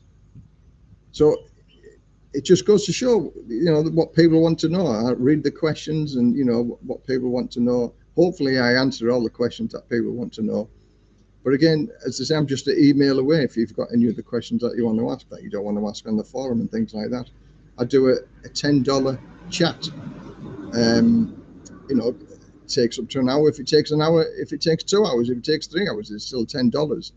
And then you only actually pay if you get the information that you require. If the information isn't what you want, you don't pay the money. So what's fairer than that? It's a win-win situation. And I say that now because it takes up a lot. 8,000 subscribers. So I have an hour and a half, 2 hours every day answering the emails and the comments that people put. So I do spend quite a lot of time in doing this. And if somebody wants to ask a question, like my workaround for the visa, for if you don't have the 65, there's a workaround, but it's a legal workaround, and the pension source and things like that. There was one guy sent 21 emails to, 21 emails. So if you look at the amount of time in reading his emails, replying to his emails, to actually, so he can understand a relatively simple idea, it took ages. So now, to avoid that, so people on a face-to-face talk, they can ask the questions, and then, you know, they can write the answers down, so they can ask any questions, because having a face-to-face chat is a lot easier than trying to explain something over an email or over a, you know, a message or something like that. So that's why I charge $10. It's not a lot to ask. There's other YouTubers in here charging £45 for 25 minutes, and another YouTuber charging £500 for 30 minutes. So $10 isn't a lot to ask. A few cups of coffee and an hour, 2 hours, or 3 hours. I think the longest FaceTime I did was for 2.5 hours, and you know, he got all the questions that he wanted to ask. And I don't give any bullshit. I don't tell you something that isn't possible or it's fairy tale. I tell it how it is, whether it's internet dating or, you know, where to look for the girls or experiences with girls. You know, I'm no relationship guru. I mean, I've been married 4 times, so, you know, I can't really give advice on relationship building and things like that. But I'll certainly give you advice on how to save money if you're going through a divorce or gone through bankruptcy and things like that. So I have my uses. Let's have a look. Brian Jack lives in Pattaya, TV star. Don't know Brian Jacks. Scott Green, can you get Sky TV for sports in Thailand, like any sport? Yeah, you can get all the sports channels. I'm not a sporty person. I don't watch sports. The only thing that I've got is Netflix and YouTube. And YouTube for me, you can type in anything on YouTube. You know, how does an ant lay an egg, as an example, and there'll be a video on how an ant lays an egg. You know, think of the silliest, stupidest question that you could ever think of. There's a video on it there somewhere. YouTube is inexhaustible as far as content, you know, looking at content, and it just goes on forever. So I have YouTube, and I also have Netflix. When I watch a movie, I've got a big 100-inch screen. Press a button and the screen comes down, and I've got a projector. So it's like having a movie, and I've got the headphones on, so my wife doesn't get bothered by the noise. And for most, me 2 or 3 times a week, I'll watch a good movie from Netflix, something like that. And YouTube is just inexhaustible. I never watch the BBC channels. Sky News is my favorite news content. Occasionally I'll watch the BBC, the biased BBC. But yeah, you can get anything and everything over here. There are other people who will sell you devices where you can get it for 50 or 60 pound fee every year, and you can get anything you want, you know. But again, it's Thailand. Everything is available in Thailand. So let's have a look, see what other questions we've got.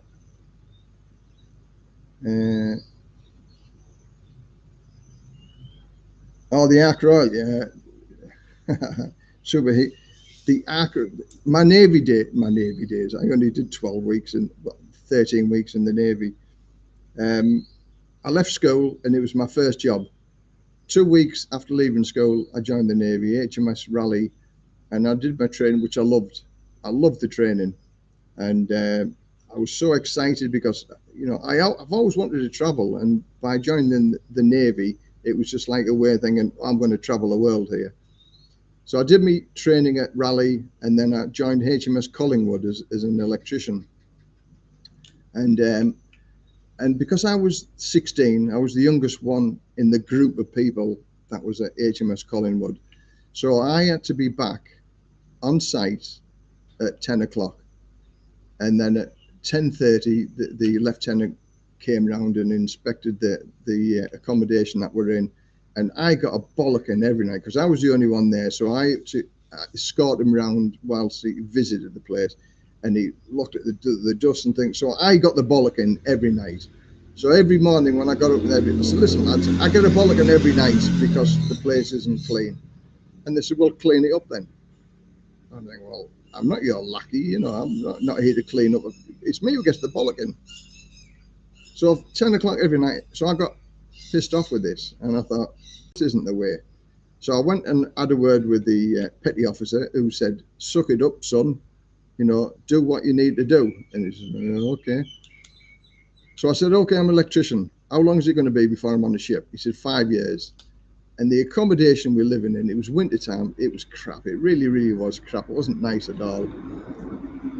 And so I said, what's the quickest way to get on the ship? He said, being a stoker, son. If you're a stoker, you're on the ship within 2 months. I said, okay, I want to transfer, I want to be a stoker. He said, you can't because you joined as an electrician.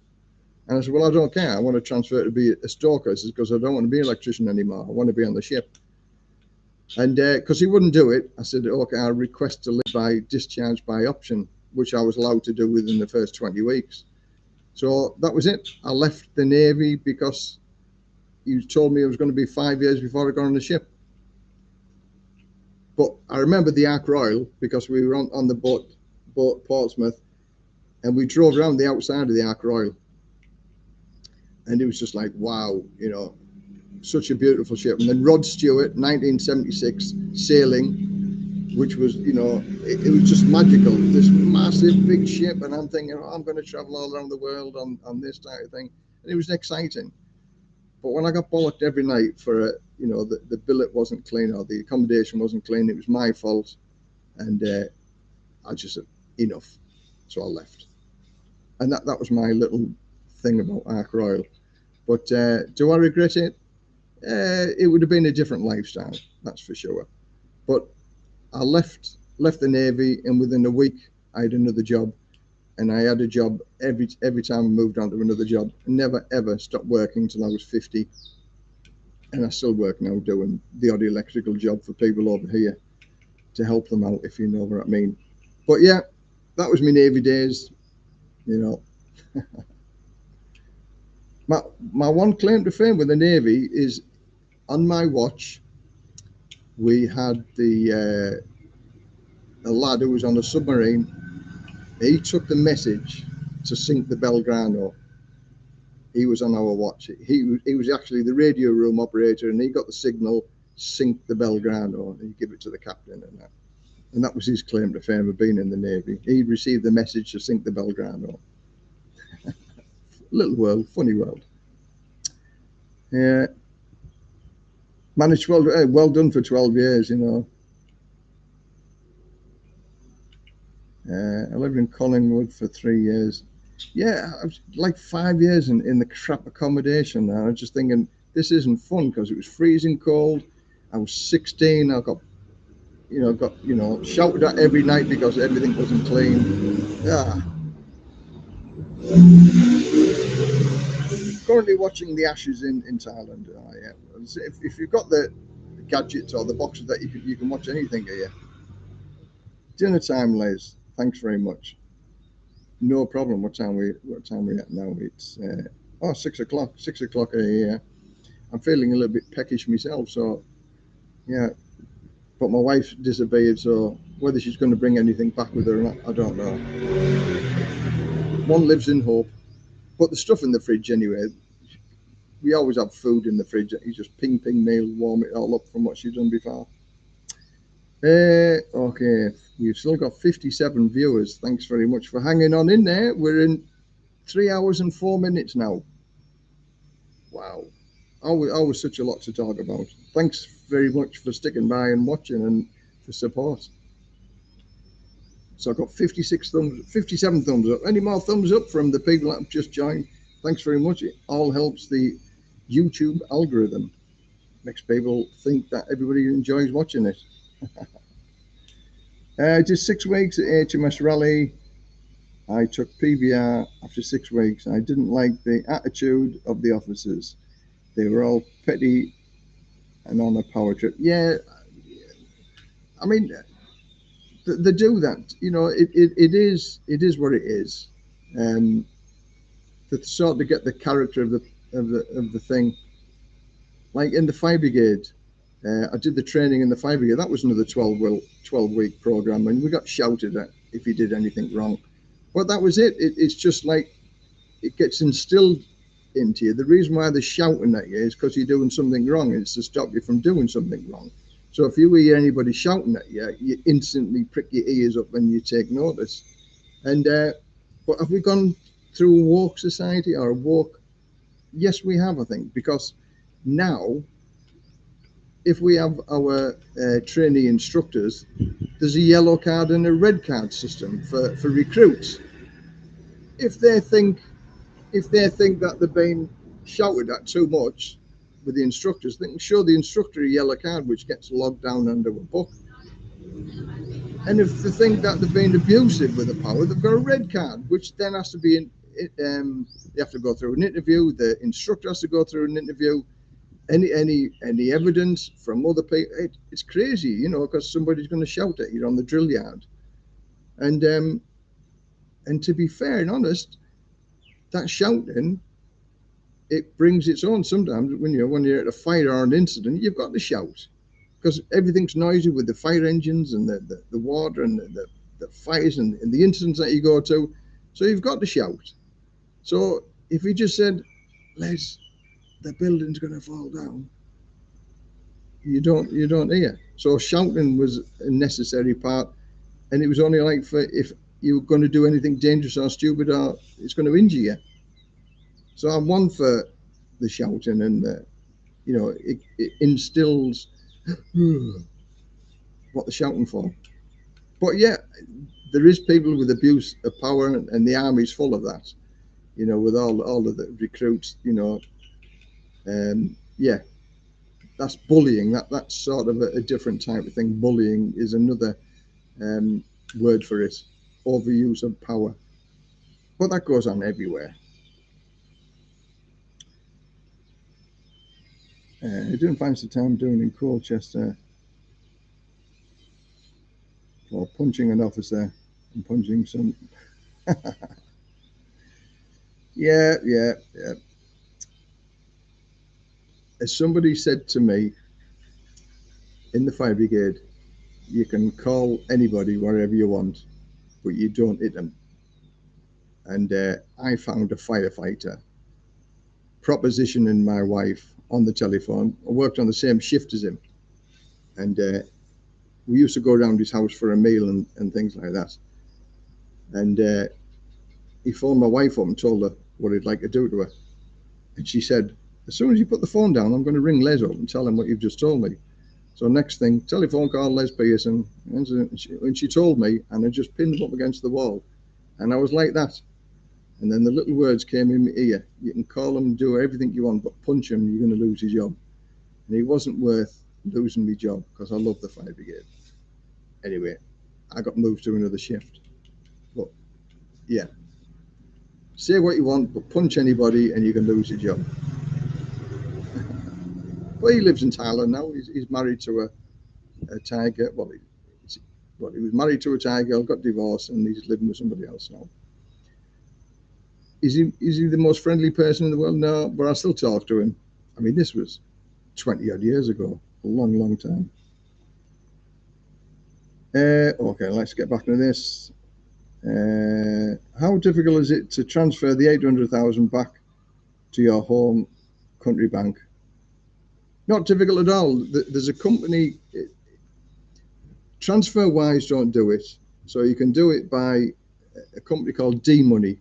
And now, as far as I'm aware, D-Money is the only Thai bank that will actually transfer money back to your home country, because I use the D-Money for another system that I've got that people use. So D-Money, it's a bank that's in Bangkok, and you have to go personally to open up a bank account because they need to take all the details. Or you can transfer money from your Thai bank to the D-Money, then D-Money will transfer it back to your home country. But yeah, apart from doing it from a bank to bank transfer, which can cost you quite a bit of money, D-Money is worthwhile looking into it. So DEE and then money.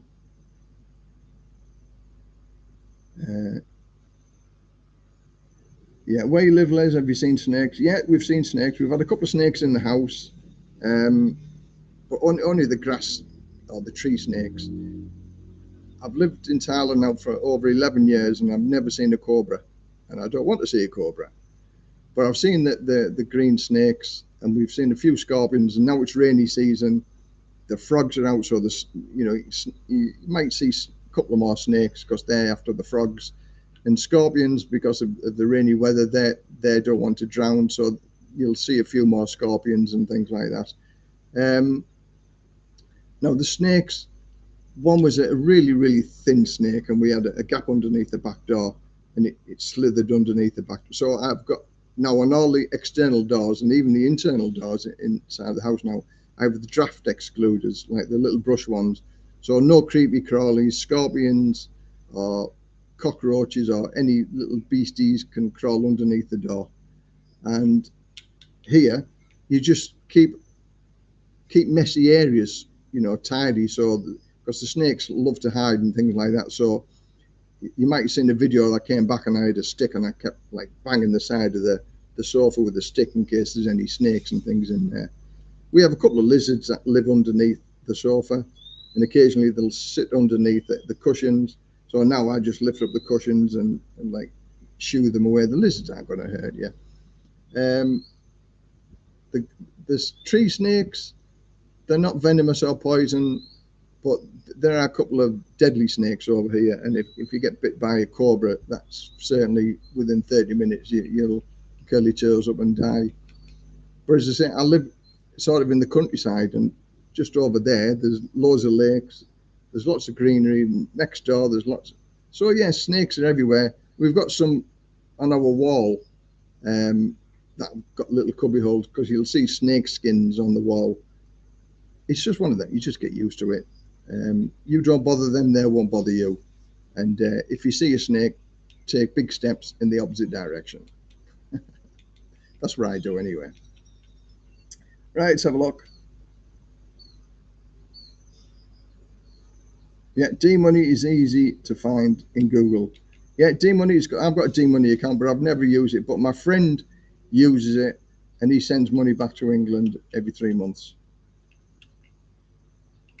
With True for internet myself, fiber optic good link.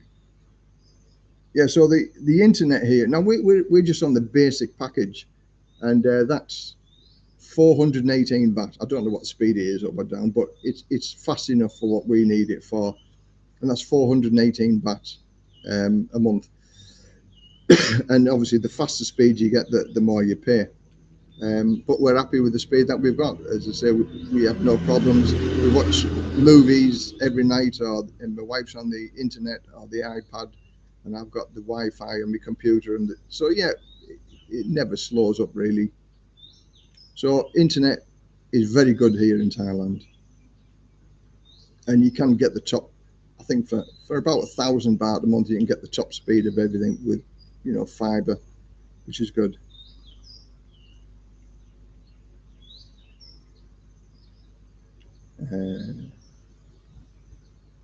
Now, it wasn't the shouters; it was their attitude. You'd say hello to them, but they'd ignore you. To me, manners and being polite are respective of rank. Yeah, I agree. Manners this is what I said to my daughters. I said, manners will get you will get you much further in life than a good education. Politeness, please, may I, and thank you, and and being grateful and stuff like that. Yeah, sometimes it's a bit of an arrogance, isn't it? But I worked for in the fire service in my very probationary days, which was like a 3-year probationary period, and my station officer, who's long in the tooth, Ted they called him, fantastic guy, never flapped, knew his stuff, would never talk to me because I was still a probationer. When I came out my probation, he was okay with me, but probationers, no time for probationers. But that was just a man. But as far as the gaffer was concerned, he was on the money. He was brilliant. He never flapped at any jobs that we went to. Cool as a cucumber, and he knew his stuff. Very, very clever guy, and he knew it. And but I respected it because it was his rank. But I agree with you with regard to why be a stick in the mud to a probationer or to anybody. I'm polite to everybody. I say hello to anybody and everybody. But some people over here in Thailand, I look, who are you saying hello to? Who are you? As if, Thai people, I don't even know them. People come past on the Samla on the motorbikes. I'll wave and say hello to them, and they always wave and say hello back. Being a friendly person attracts friendly people, but being an aggressive person attracts aggressive people.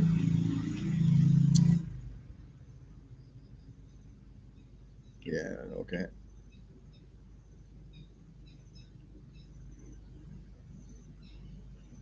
Yeah, snakes. Great work, Les. Thanks very much.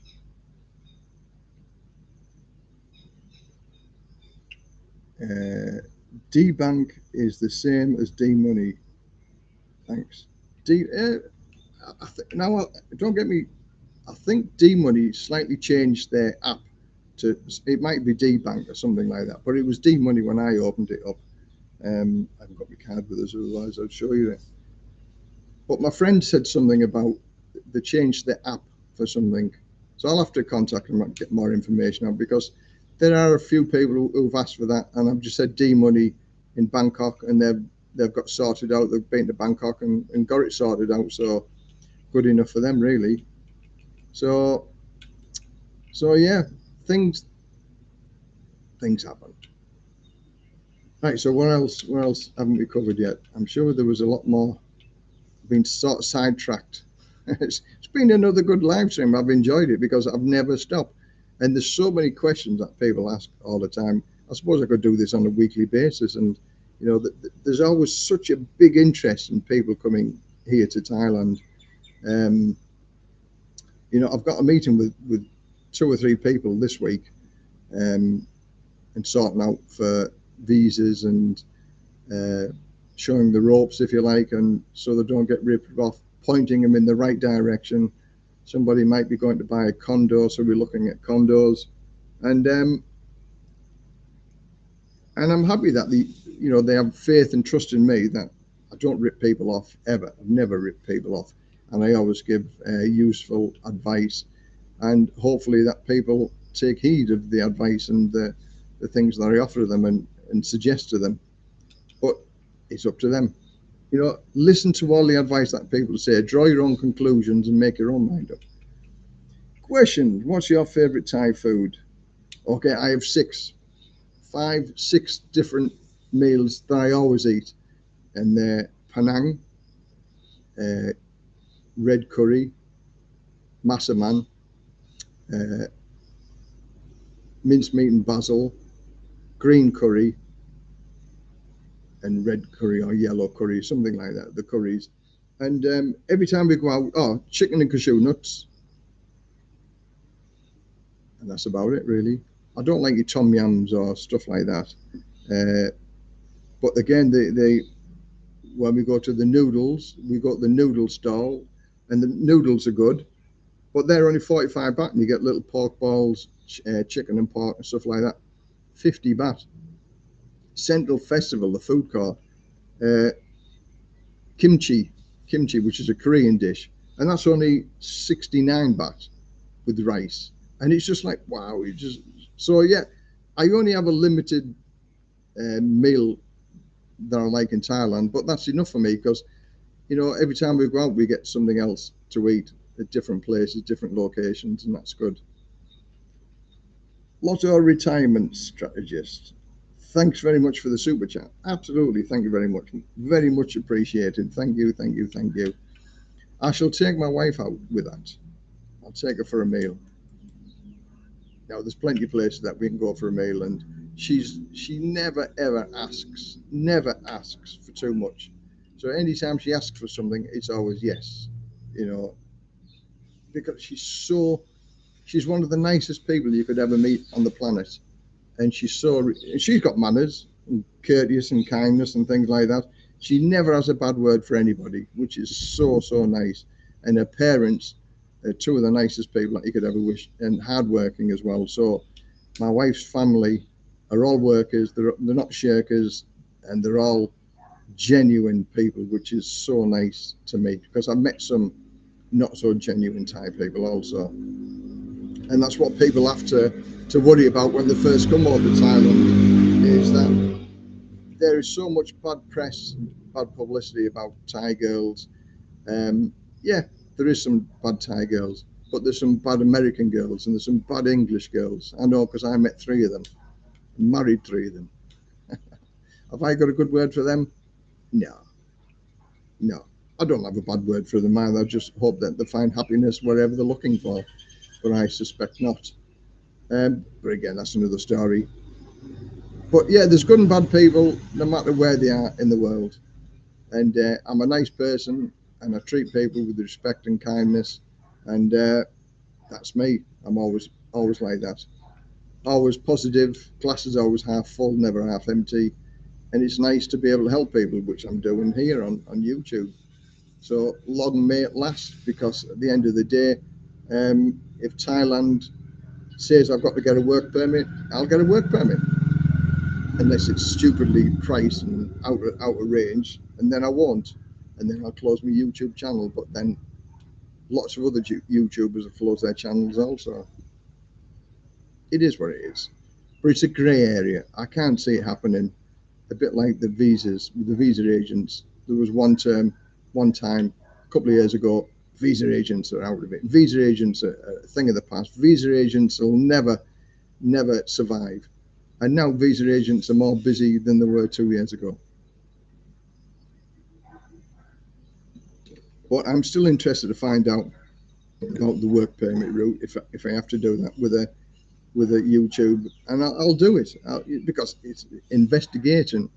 I investigate many different things, and I've got so many ideas up here for videos and things like that, and that there are many people who will be grateful and thankful of it, like the assisted living videos. I've done 3 videos on that altogether, and the last one over 10,000 views, and I don't think I got one bad comment.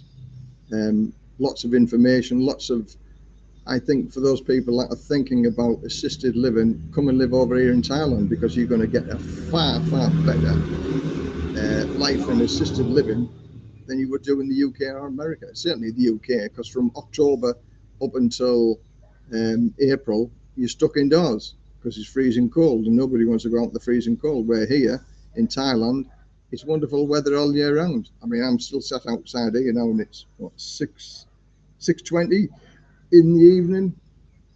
There's a few mosquitoes out and about now, but it's been cloudy and overcast all day, but it's still in the 30s.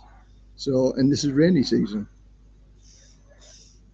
But who wants to be cold? Who wants to feel the cold? Who wants to bother getting a jacket on and a jumper on and taking it off when you come in and out? So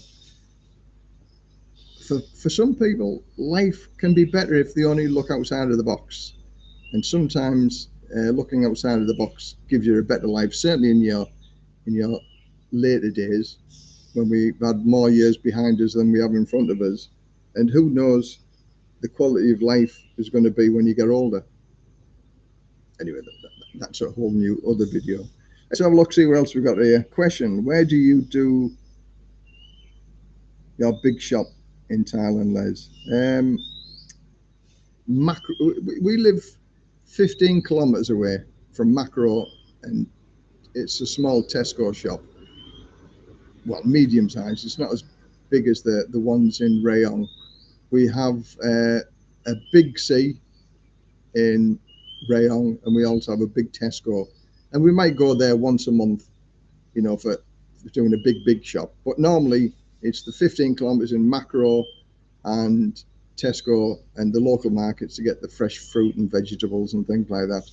So 15 kilometers. So, but there's also, for like expats, there's a place called Tops which sell a lot of expats food, which is very expensive.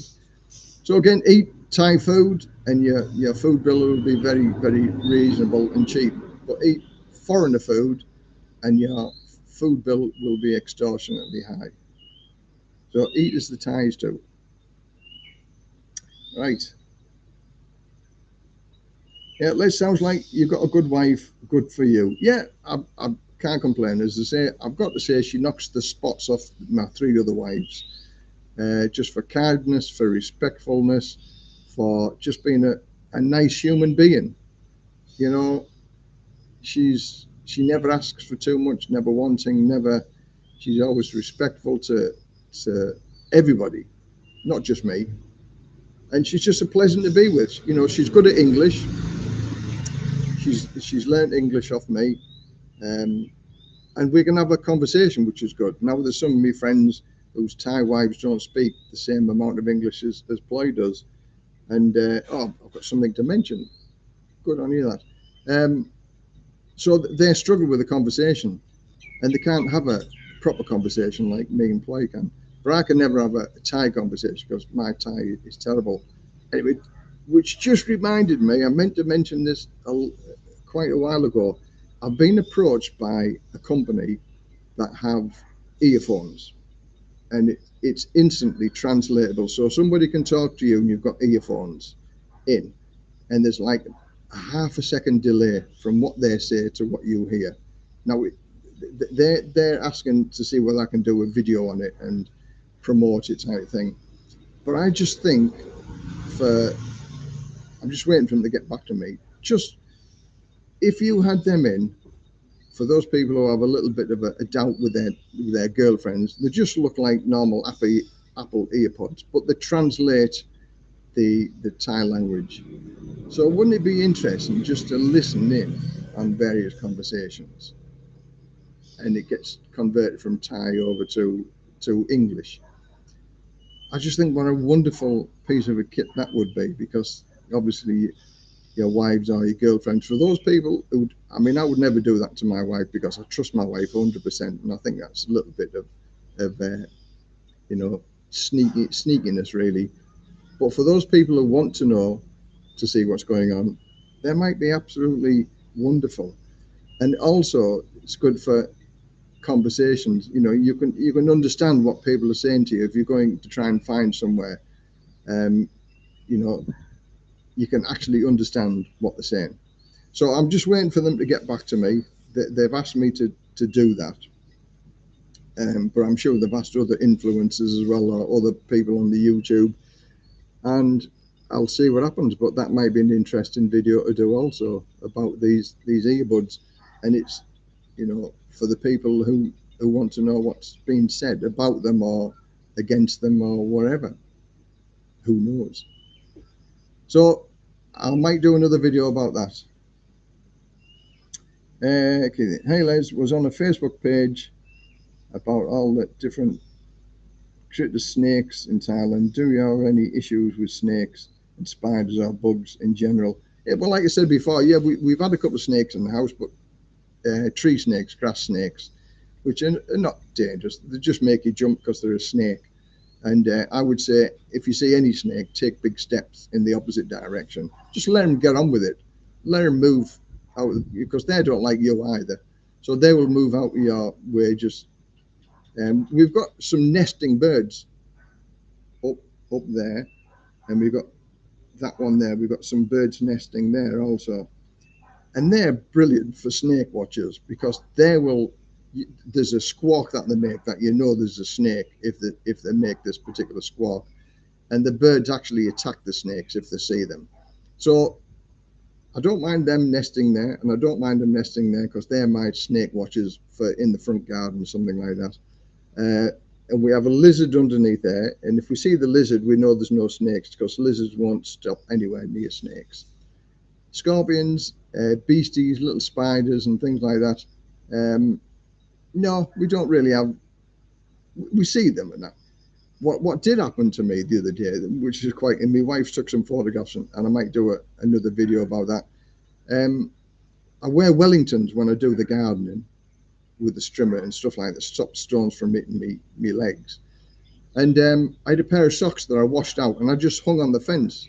Maybe it's a month ago, and I thought, oh, and I did the grass the other day, and I thought, oh, I'll put them on, and I put the socks on, and I did the gardening, and I come back, and I took the socks off, and there was all these little black, like little pebbles, but they were like little bugs.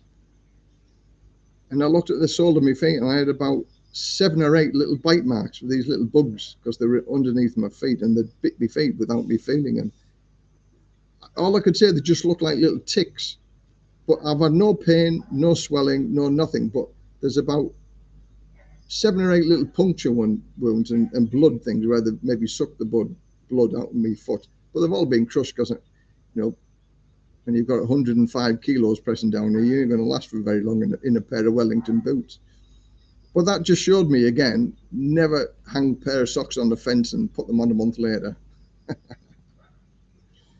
Well, that's another video about creepy crawlies and bugs. But no, don't worry about creepy. There's a few mosquitoes now flying about because it's that time of day.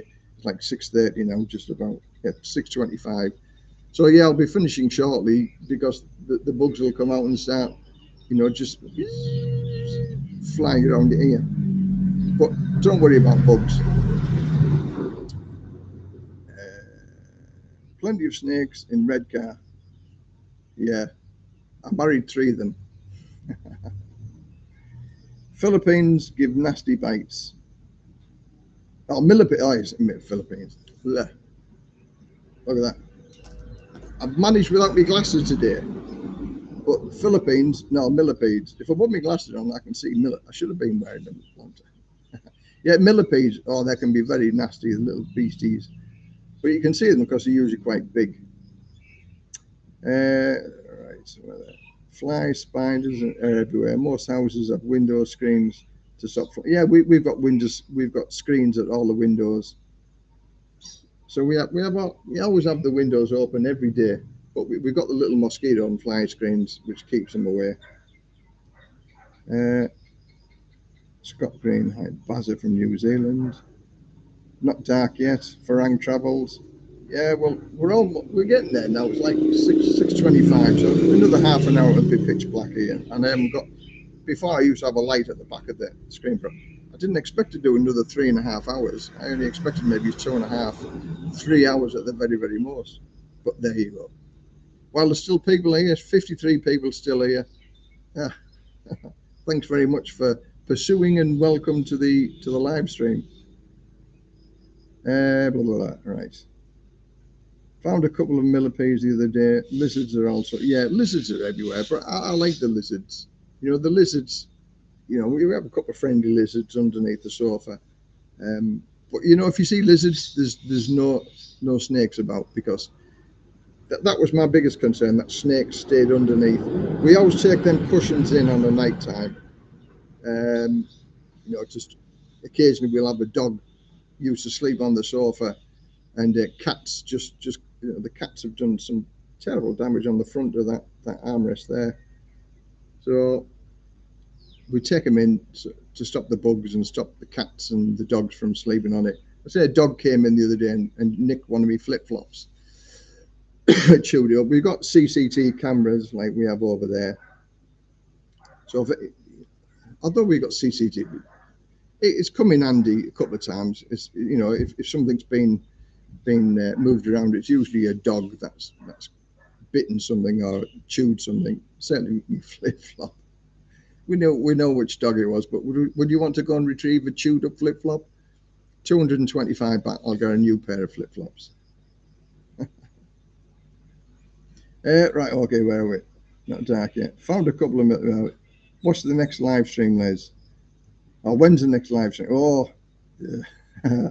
Maybe it's a couple of weeks. Maybe I thought about doing one every month, and like this month I've done two, and like here we are again, 3.5 hours, and it's flown by like that.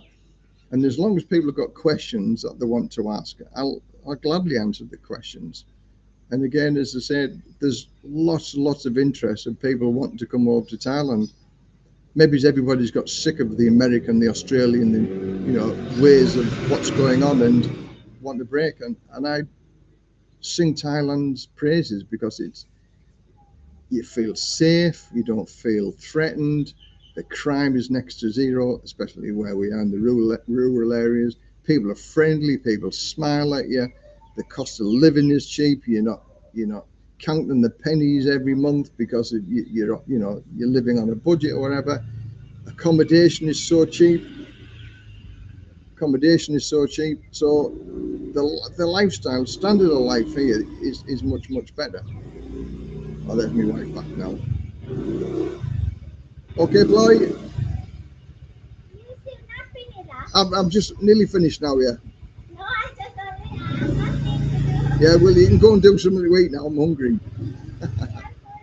Oh, food in the fridge. See, food in the fridge. She's going to warm the food up now. Okay. I'll be there shortly. She's just been down to see her friends, so why not? I'm here talking to you, so she can go and see her friends, and happy days. Right, let's have a look, see whatever. So yeah, maybe 2 weeks time, because in 2 weeks time, I'm going to do another video about the assisted living and how you can fund your apartment or condo unit and pay a nurse or a carer to look after you for much cheaper than you can in the UK. And this is all bought and paid for far cheaper. And by using the method that I'm going to suggest, it can also be funded. But again, that's another video, and I'm sure it's going to create a lot of conversations, what people want to know, and I'll gladly answer the ways and means, because I think outside of the box. And if you think outside of the box, there's a solution to everything, and there is a solution to everything in life. And I like to provide the solutions to as many things as I can, and I've never found a problem that I can't solve yet, ever. Okay, yeah. Flight prices start to come down. Yeah. Well, it's low season here, isn't it? So yeah, people will come. But travel to Thailand in low season, it's not that bad. Okay, it might. I mean, it's overcast and cloudy, and I think we're going to have some rain. But when all said and done, it's still nice and warm. But it's warm rain. But there's still things you can do. Retirement strategist. If you created a weekly time slot for live streamings, maybe more would turn in. Good info. Yeah, the time slot. Now I get the Americans and the English, and obviously because this is based on English time now. But the Americans, I've got a few American friends as well who usually watch the live stream. So I might do one for the American time and one for the English time. If I do two a month, that might be something worthwhile looking in. Thank you very much for that suggestion. But again, there's just virtually every week people discover my channel and ask ask all the questions, because my numbers go up every week. I've looked for the 21st of August. I'll book for the 21st. Yeah, 21st of August. Oh, that'll be 3 weeks. 3 weeks and you'll be here. Yeah, hope to catch up. Yeah, I mean, anybody that's in the area, I'm always up for a cup of coffee or a chat and something like that. And I've got to say, I probably meet people every week. 1 or 2 days. Next week, I've got 3 days where I'm meeting other people. And it's always interesting because everybody's got a story. There's a guy in the Philippines, he said everyone has a story. And I sort of liked his attitude because everybody does have a story. Everybody's here for a certain reason. And the reasons are varied and wide. and everybody that comes here who's never been here before are all newbies, and they're all looking for the answers as to, I don't want to get ripped off with this, I don't want to get ripped off with that, you know, how can I do this, how can I avoid that? And as when I first come, my friend who'd been come to Thailand ages saved me thousands and thousands of baht because he knew the score. And that's what I want to offer those people that come here, newbies, is that I will save them money. If they don't have to take my advice, don't have to take anybody's advice, but if they listen to what I have to say, then they can save a lot of money. And it only takes all a little bit to add up, and that saves a lot of money. Hotel accommodation, where to go, best places to to go and visit, BART buses, taxis, how not to get ripped off by taxis, how not to get ripped off by people, just stuff like visas. You know, visas, a lot of it can be done themselves, but a lot of people are scared of it. They're scared of the immigration department, but the immigration department are there to help you, not hinder you. But they also ask, questions that you have to fulfill. And it's a beautiful country to live. And like I said much earlier, there's every level, whether you're the poorest person in the world or the wealthiest person in the world, there's a place in Thailand for that income level. Sunday morning UK time, not a good time to live stream, as two of the big Thailand channels live stream at 10. Oh, I don't know about that. Who are the two big ones that do a live stream at 10 then? I don't know them because I can't think of the two. But anyway, I thought Sunday, 9 o'clock, I might do it on a Saturday or something like that then. But I do it because I like to sit outside as opposed to sitting inside. So Thailand Bound, I would imagine, is one of the other big guys who do it. Oh, Buzz and Paddy, oh yeah, Trevor and Nick. Do they do it at that time? Oh, I don't know. I've never seen the adverts to say that they're doing the live stream on a Sunday at 10 o'clock. So I'll have a look and I'll see what happens. But I don't do it during the week because everybody's working. Do it 9 o'clock in the morning because on a Saturday or Sunday people have weekends off. Saturday people are usually shopping because the wives want to do shopping or girlfriends want to do shopping or whatever. So yeah, I mean, okay, I think my top number was about 80 odd people today. But the live stream on the catch up, I got like 1,500 to 2,000 people. So I'll look at it and see, but thanks for the suggestions. We'll go from there. So it is 6:37. I beat my record again now because I've gone more than 3 hours, 3.5 hours. I'm nearly 3 3/4 hours now. So I'm going to call it quits there. I'm going to call it a day. But thanks very much for everybody that has joined the live stream. And for all those people that want to watch the replay, thanks very much. No, Frank travel, perfect time for me. You can't please everybody all the time, can you? Because I've had the Americans say the same thing. It's too early or it's too late for me. So can you do it at a different time? If I'm going to do it, twice a month or something like that, I'll work something out. But thanks very much for the suggestions, everybody. Thanks so much for the super chats, everybody that's given me a super chat. Thanks very much for the support of my channel. And if you haven't subscribed yet, it'd be nice for people to subscribe. It all helps the algorithm. All helps me get to me 10,000, which would be an amazing. So thanks very much.